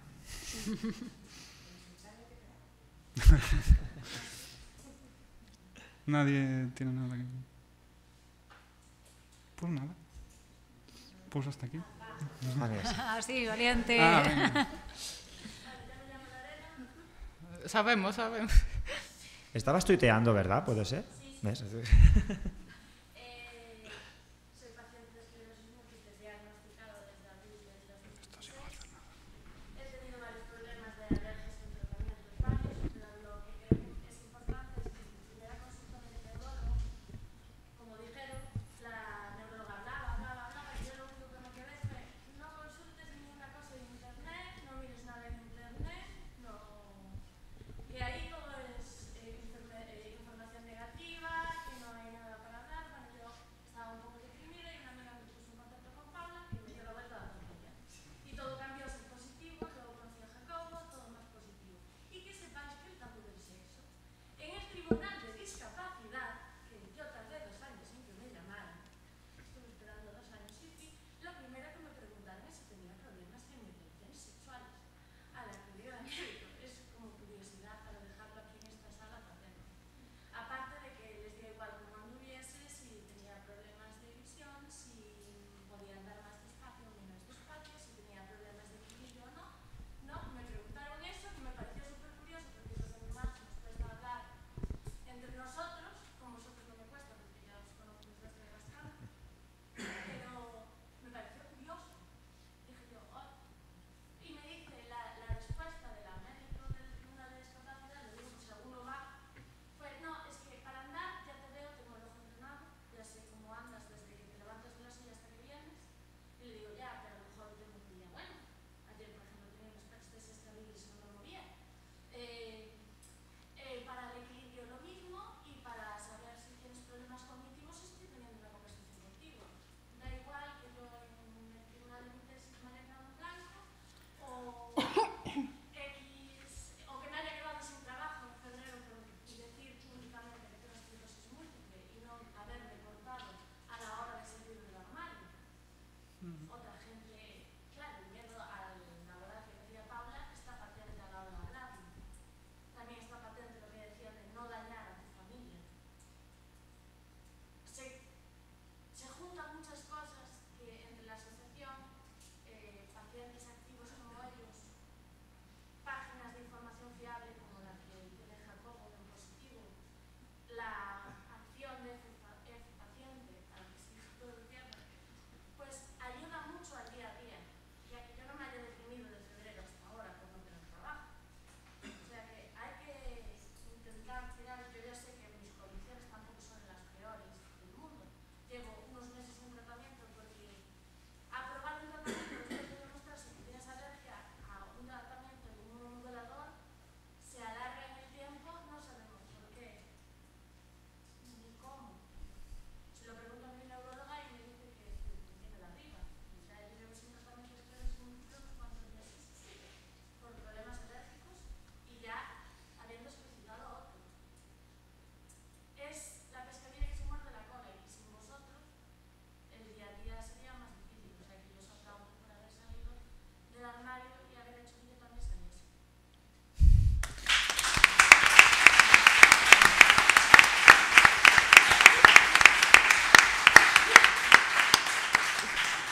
Muchas gracias, Lorena, por tu testimonio. Espera, una pequeña tontería. ¿Es posible que en el Tribunal de Minusvalía te estuvieran proponiendo algo a cambio de del 33%? Digo yo. Y no las pillamos, Lorena.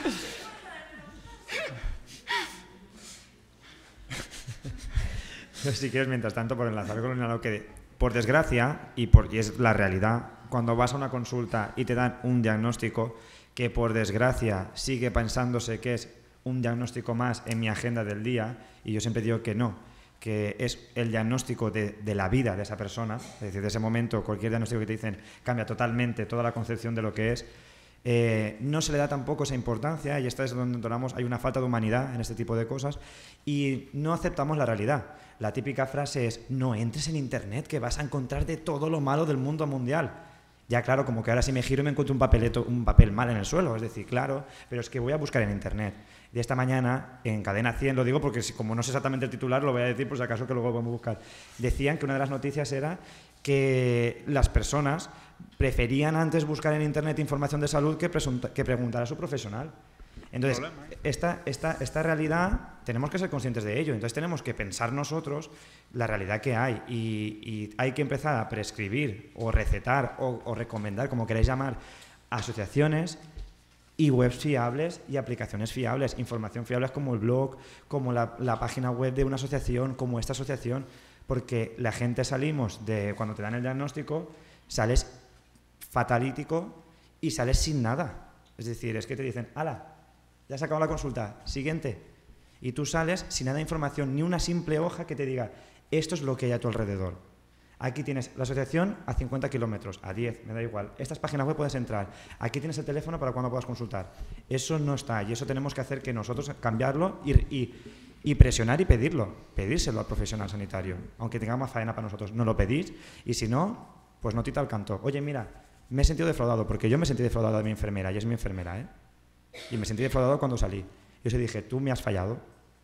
Y luego continué porque sabía encontrar, pero a mí, si no te dan al 100% toda la información, en este caso, o te recomiendan este tipo de cosas, para mí es que fallamos al paciente. Bueno, habría que trabajar un poco, ¿no?, en el tema que dices de derivar, ¿no?, desde la consulta hasta las asociaciones, o trabajar de forma más, no sé, estrecha. Porque parecen dos mundos muy distintos. Y no entrar lo en un somos. hospital y entrar en una asociación, ¿no? Claro, es que es eso, es decir, la atención sanitaria gira en torno al ciudadano. Dime, Lorena. He de decir también que la neuróloga me dijo que ya que era el primer diagnóstico, ni se me ocurriese ir a una asociación, ¿sabes? Claro. Muy nada. Ya, pero... Lo que hice fue no hacerle caso y irme directamente a la asociación de Santiago, que era la que quedaba más cerca, por consejo de Paula, pero porque yo soy terca y No, pero eso es... sí, eso es cierto. Lo que te digan es: no vayas a una asociación porque te vas a encontrar el futuro que a lo mejor no tienes, como que no te ayuda mucho. Aquí en tono sigo el mío, y es que soy muy sincero en estas cosas, y luego por eso me dan muchos zascas a veces mis compañeros y mis compañeras. Pero es que somos muy catetos los profesionales sanitarios. No puede ser que no miremos más allá de nuestras narices. Y nos gusta mucho pensar en esta mesa, que yo siempre digo que las mesas hay que quitarlas, la mesa de la consulta, y estemos hablando así, tal cual, para hablar de algo, y hablemos de todo. Y es que hay que ser muy necio para pensar que una persona cuando le das un diagnóstico no va a salir y va a buscar en Google y no va a ir a una asociación. Si de verdad es así, permíteme que insista en que de verdad ves el mundo de otra manera.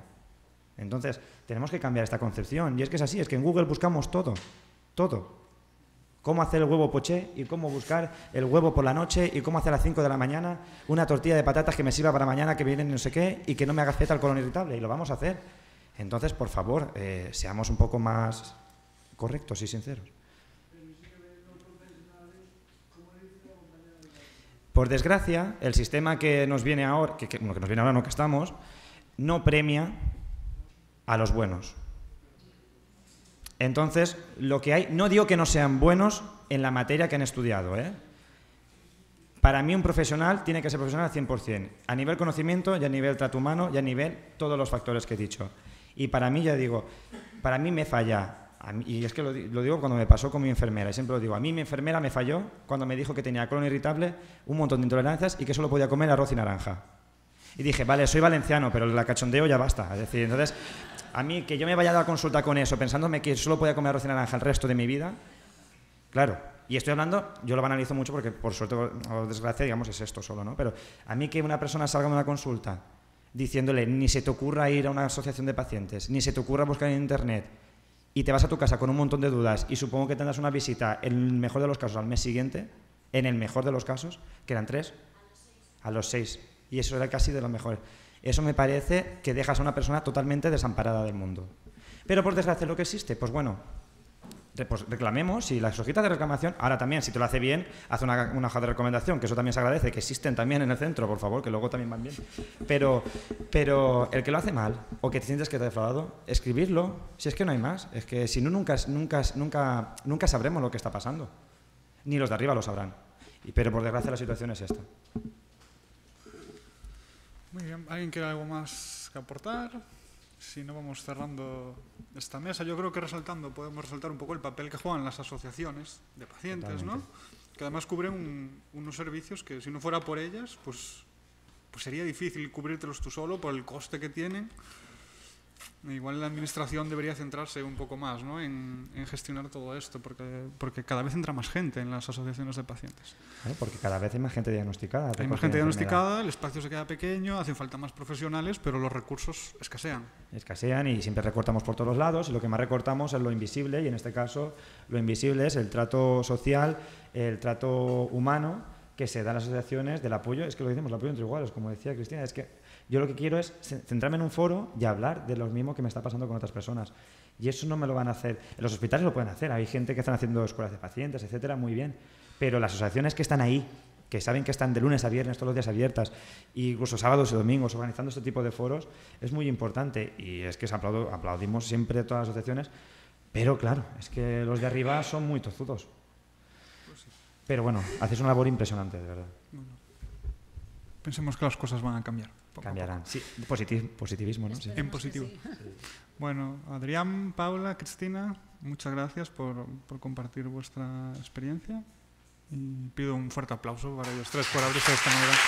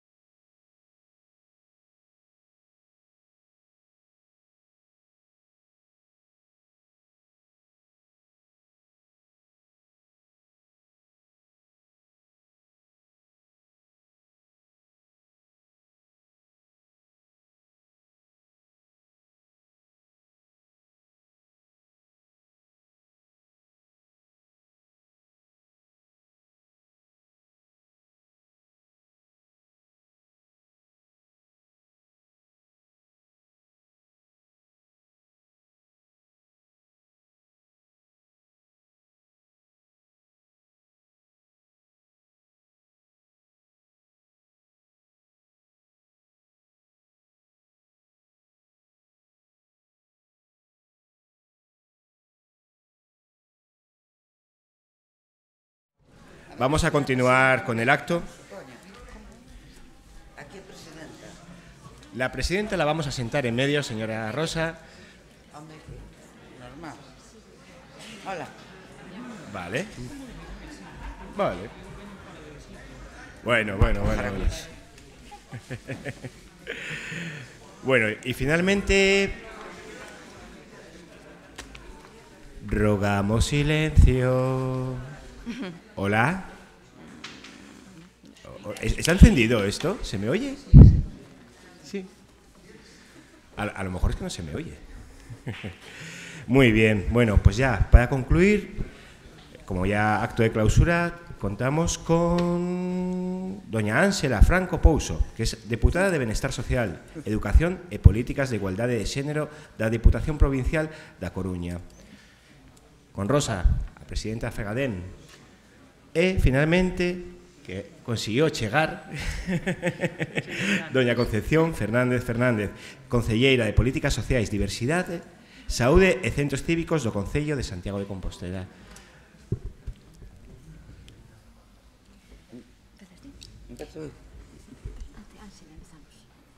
Bien. Damos la palabra entonces a doña Ánsela. Ánsela Franco.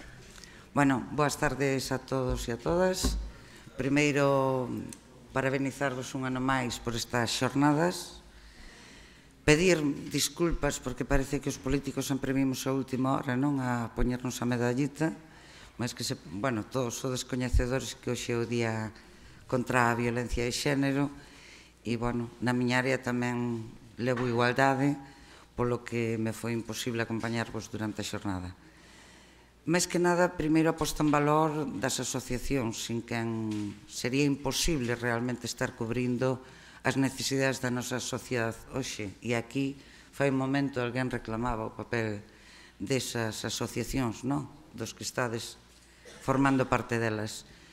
E eu solo dicirvos que por a parte que respecta á administración da Diputación Provincial, a fecha de hoxe estaba escoitando agora as últimas intervencións e comentarvos que é un reflexo do que está acontecendo socialmente. Nos, fai un tempo, tomamos unha decisión que era que en vez de estar repartindo diñeiro a entidades sin ter un proxecto e un plan de traballo, pois decidimos invertir precisamente en coñecer a realidade do que está acontecendo no que é a nosa competencia, que é o territorio da provincia da Coruña, non? Saberedes todos vós que, a pesar de non ser competencias nosas, sí que estamos axudando e colaborando con todo tipo de entidades e tamén, como non, cas sociosanitarias. Que se desprende do estudio de campo que todavía está por pechar? Primeiro, a inmensa necesidade que hai de foros donde nos encontremos todos. Logo, as interrelacións entre o que son a área sanitaria, as entidades e o benestar social. Eu sempre falo de benestar social porque, ao final, a nosa obriga é coidar de cada un de nós individualmente.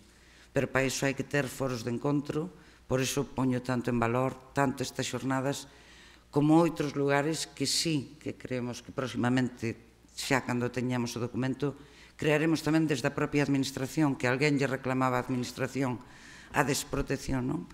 Mas tamén dicirvos que moitas veces non é cuestión de diñeiro, é cuestión de ter oportunidade de escoitarnos, de debatir, de compartir inquedanzas que temos todos, e o diñeiro, a veces máis que a cantidade, é que este donde máis se precisa. E esa é a nosa función e a nosa obligación como políticos.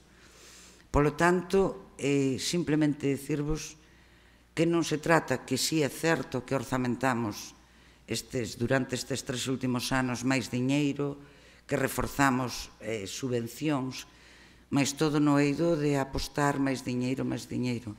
E agora estamos facendo estudio que realmente nos dá a razón do que vos escoitamos, do que estamos escoitando, porque xa levamos 18 comarcas, bueno, faltanos a reunión con a cidade de Compostela, porque nos, digamos, Compostela, Coruña e Ferrol distorsionarían moito, estamos falando de datos estadísticos, das necesidades a medio e longo plazo, polo tanto, quedaron estas 3 ciudades para ter os foros máis adiante.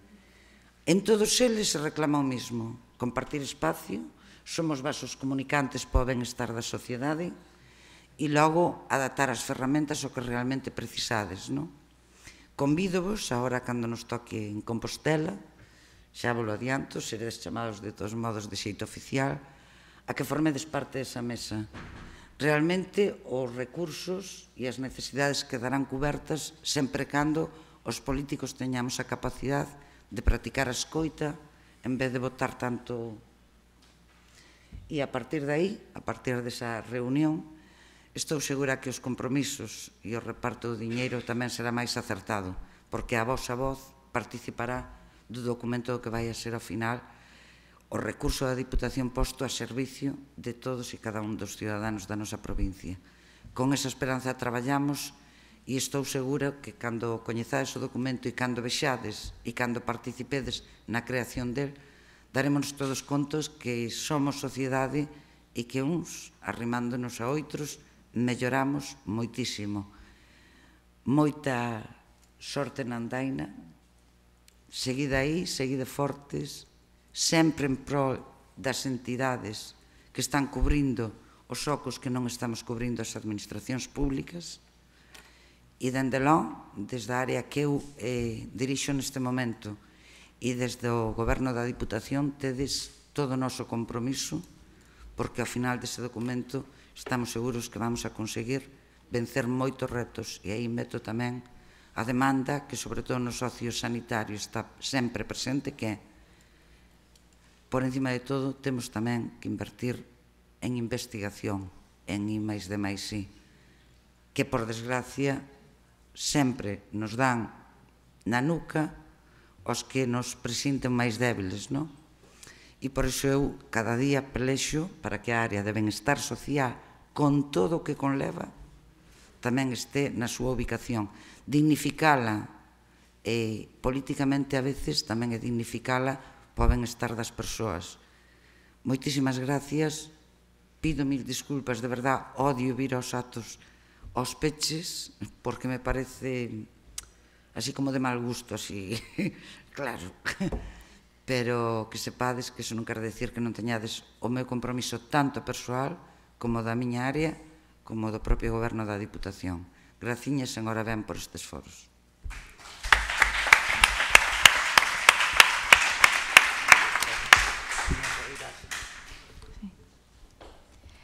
Bueno, pois eu outra vez hola a todos de novo. Eu quería agradecer a presencia de Ángela Franco e de Concha Fernández de la Concellería, Ángela Franco da Diputación, por a presencia neste acto.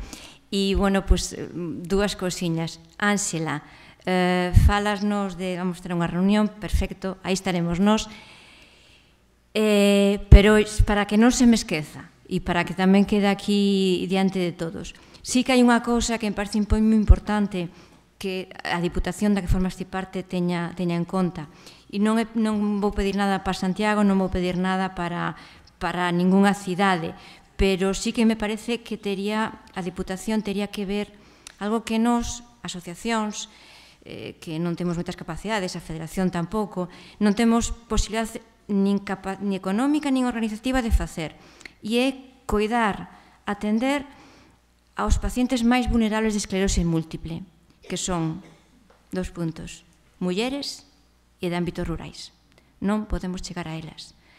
Por casualidade algunha delas, porque coñezo un amigo dun amigo dun amigo, de repente, pois atendemos a unha rapaciña de 15 anos que lle acaban de diagnosticar esclerose. Porque coñecemos un amigo dun amigo dun amigo, chega aquí, pero se non, nos non chegamos. Vamos a contestar porque parte do traballo xa está feito, entón agora xa podo contestar así rapidinho, e perdoa pola interrupción. Unha das cousas que tamén antes mencionastes e que xa se me esquecía, porque eu, como nunca traio papeles, falo do que teño aquí e aquí, e unha das cousas que nos demandaron en todas as comarcas é precisamente unha páxina onde sexa calquera necesidade de asistencia e de benestar social, xa se está, bueno, está tamén falada ca Xunta para ir integrando cada vez máis datos, e calquer usuario de calquer necesidade de benestar social vai a teclear aí, vai a salir as entidades e as ubicacións físicas como recurso. A outra parte que ti te refieres é que tamén, por iso separamos as ciudades do outro estudio, porque sabemos que o rural ten unhas carencias que neste momento non se están atendendo. E eu, bueno, de verdad, o ano que ven, todavía chegamos a tempo, todavía non estamos en maio, me caches. Bueno, eu que si me comprometo a que teredes copia do documento, se estou e non cumplo, tírasme das orellas, e se non estou, teredes o documento nas vosas mans para utilizalo para o beneficio, ao fin e ao cabo, de cada un dos ciudadanos que o precisen. Vale. Perdón por interrumpir. Nada, non digo nada máis. Moitísimas gracias, o temos en conta. E tamén, bueno, darlle as gracias por vir a nosa concelleira, coa que temos unha gran relación en Santiago, que contamos con ela sempre que fai falta e sempre estamos para botarnos unha mão, o sea, que non podo dicir moito máis dela. Agora nos vai falar un poquinho máis, que me interesa o que vai dicirnos. Pero, bueno, non quería deixar isto sin agradecer, ademais, a todos os asistentes, a parte dos políticos, os asistentes aos foros, e, primeiro, dun xeito especial, de todo o corazón, a todos os voluntarios que traballaron por este foro, e dun xeito moi especial ao comité organizador. Porque aquí traballaron 2 puntos. Jacobo Caruncho, responsable de comunicación de Fegadén. Alejandro Rodríguez Robledillo, traballador social da Lucén. Miguel Ángel Talavera, terapeuta ocupacional da Universidade de Coruña, 100% voluntario. E, sobre todo, e con mayúsculas, Ana Isabel Souto, traballadora social e coordinadora técnica de Fegadén, alma do foro, ahora se está poñendo colorada, alma do foro, que estas últimas semanas traballou non por riba das súas posibilidades, non, senón por riba da súa saúde. Moitas gracias a todos.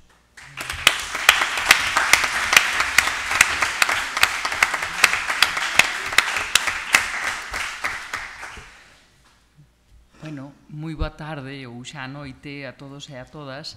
Eu teño que empezar disculpándome porque viñen para as 4:30. Na miña cabeza non podo nin siquiera botarlle a culpa á xenda, porque cando revisei a xenda poñía ás 4 da tarde, pero a miña cabeza grabou ás 4:30, entón cheguei ás 4:25, creo, e xa acabara o acto inaugural.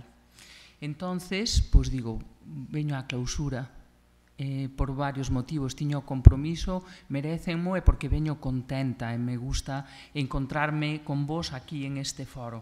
Entonces, quería continuar, despois de disculparme, agradecendo tamén e recoñecendo ao comité organizador, que relatou agora Rosa, a Federación Galega de Esclerose Múltiple, a ACEN, a Asociación Compostelana de Esclerose Múltiple, as autoridades, a Ángela, que aquí nos acompaña agora, aos participantes que traballastedes durante toda esta tarde intensamente, e tamén aos ponentes que inauguraron esta xornada, o Dr. Chema Prieto, que xa o reconozco de anos previos, e o Dr. Fernando de Castro. Bueno, en nome do Concello de Santiago de Compostela, quero agradecervos que escollerades un ano máis a nosa casa, este edificio municipal do Cersia, para celebrar este segundo foro sobre a esclerose múltiple en Galicia. Sabedes que Santiago é unha cidade de chegada, de fin de camiño, unha cidade de acollida e acolledora.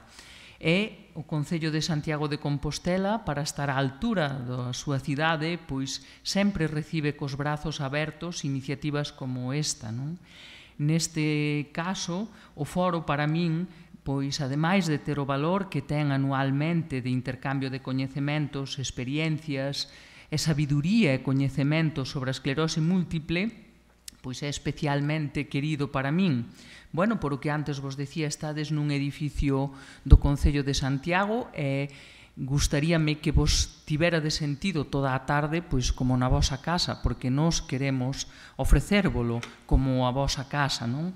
E tamén porque me alegra sempre encontrarme con moitas persoas coñecidas e queridas. Aquí está a Rosa e están moitas outras persoas da Asociación Compostelana de Esclerose Múltiple, coas que sempre teño ocasión de compartir reflexións, de compartir experiencia, é sobre a saúde, é sobre o cuidado das persoas que teñen comprometida a súa saúde por sufrir esclerose múltiple. Saben, quenes me coñecen, que eu son psicóloga de formación e durante moitos anos da miña vida pois profesora dun módulo concreto que era características e necesidades das persoas en situación de dependencia, non? Por iso recoñezo particularmente ben o valor que as ciencias da saúde teñen tanto no desenvolvemento das persoas como no seu benestar, o que tanto refería Ángela antes. E tamén sei a importancia que ten previr, diagnosticar nos estadios iniciais e atender adecuadamente ás persoas con esclerose múltiple. Creo que isto é un dos grandes retos que temos nos próximos anos ou neste século.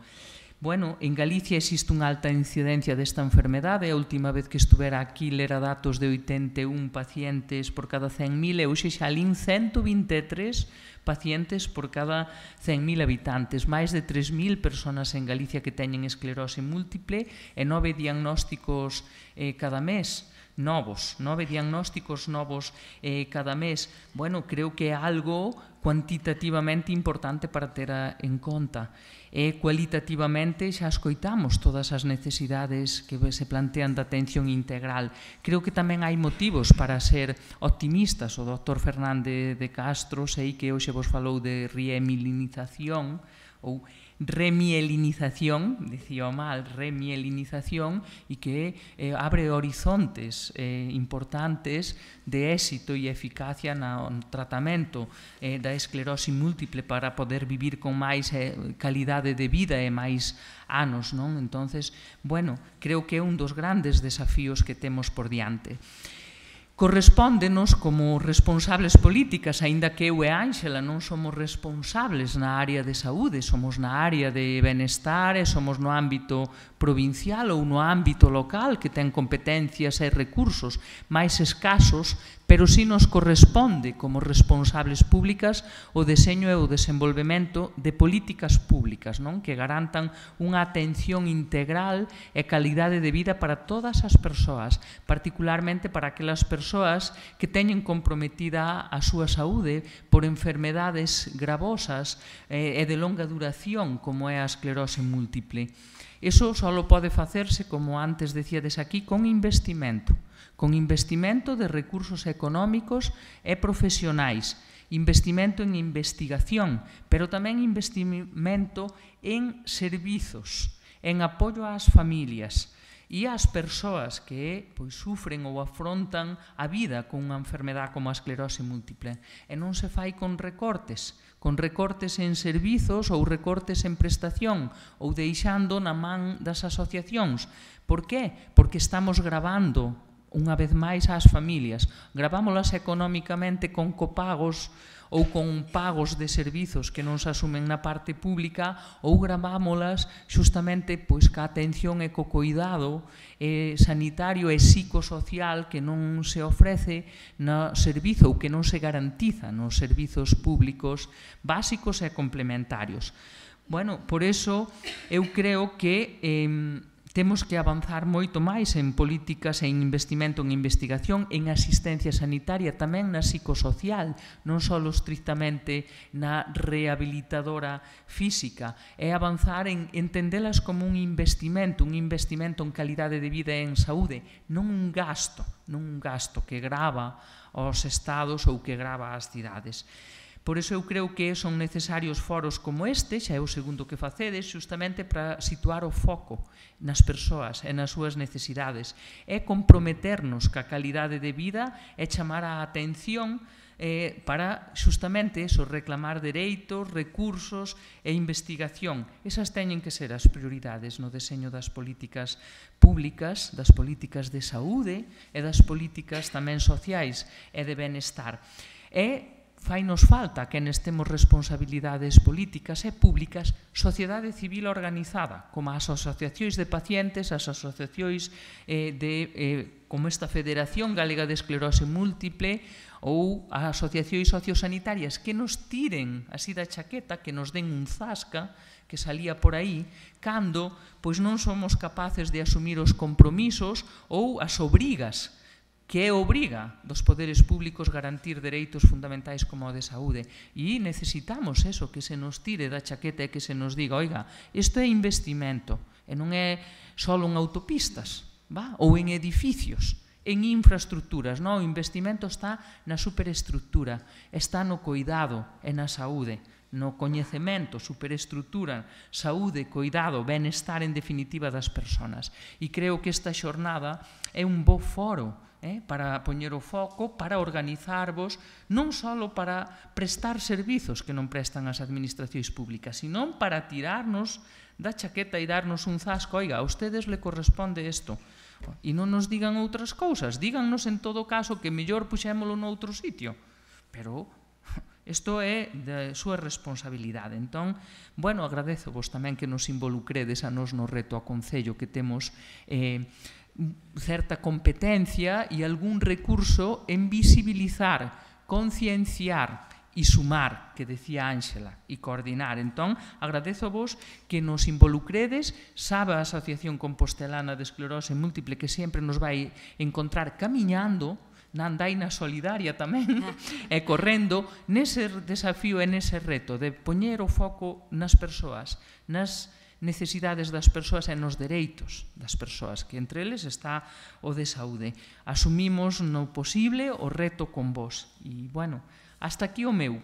Tamén quixen que me deixaran para o último por dous motivos. Unha, porque non cheguei cando tiña que chegar, e dúas, porque son concelleira deste concello que escolledes. Entón, tócame convidarvos a que, ao rematar, ás 8 da noite, continuedes disfrutando de Compostela, as súas rúas, as súas plazas, a súa vida cultural e social. Hoxe preparamos vos Cine Europa. Tedes 6 salas para escoller cualquera das películas que se proxectan nesas 6 salas. Aínda a estas horas hai polo menos pendentes 2 sesións en cada unha desas salas. Despois está tamén na Casa do Cabido Compostela Ilustrada, que nos mostra a Compostela dibuixada polos ilustradores máis relevantes deste estado, que cada ano veñen a Compostela a dibuixala e vela ca súa mirada e ca súa arte. Está na Casa do Cabildo e pode visitarse. A esta hora non, pero mañá é outro día. E logo tamén tedes o Santiago e Tapas. Todos os bares de Compostela, ou moitos, algún cento deles, teñen tapas para participar nun concurso de tapas. Está aberto a partir das 8 da noite, é a mellor hora para ir. E para mañá, para que non quedemos solo en comer e beber, pois tedes varias exposicións. Gústame destacar as de Castelao. Tedes Castelao Magistral na Cidade da Cultura e há unha recreación tridimensional nos tempos que corren da Alba de Gloria no Museo do Pobo Galego. Tamén tedes a Camilo Díaz e Isaac Díaz Pardo, Camilo Díaz Baliño e Isaac Díaz Pardo no Pazo de Fonseca.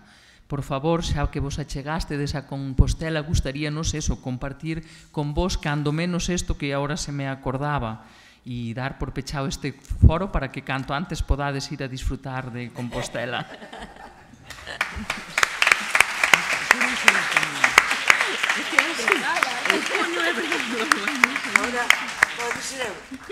E cando rematedes en Compostela podes chegarvos a Fisterre. Moi boa noite. Bueno, ahora vanos falar 2 minutiños, vanos a contar unha historia, narrar unha cosiña o señor Alejandro Rodríguez Robledillo. Bueno. Atención. Realmente creo que ya es tarde, así que a mí, yo llevo poco trabajando dentro de la esclerosis múltiple, soy trabajador social de ALUCEM, de la Asociación Lucense, pero también soy escritor, ¿no? Y entonces tengo ahí una especie de diversificación profesional por la cual lo que más me interesa son las historias que hay detrás, ¿no? Y descubrir realmente historias duras, gente fuerte y realmente conmovedoras, ¿no? Pero creo que ya es tarde. Un buen narrador, sobre todo, tiene que saber si la gente se mueve, si está incómoda o si ya quiere ir a disfrutar de los vinos de Santiago, ¿no? Y creo que es el caso, ¿no? La historia que yo iba a contar empezaba en el siglo XII con una vikinga, Aya se llamaba, pero creo que me voy a saltar bastantes siglos y voy a ir directamente al XX, hablar de lo que creo que es importante. Como trabajador social, mi función en la asociación, precisamente, es organizar el tejido social, ¿no? Es organizar a todas estas personas que se quieren asociar y darles una causa, permitirles alcanzar sus objetivos, ¿no? Y es algo que técnicamente aquí no hemos tenido esta visión, hemos tenido a los científicos, hemos tenido a los médicos, hemos tenido también a la parte política, pero falta un poquito la técnica.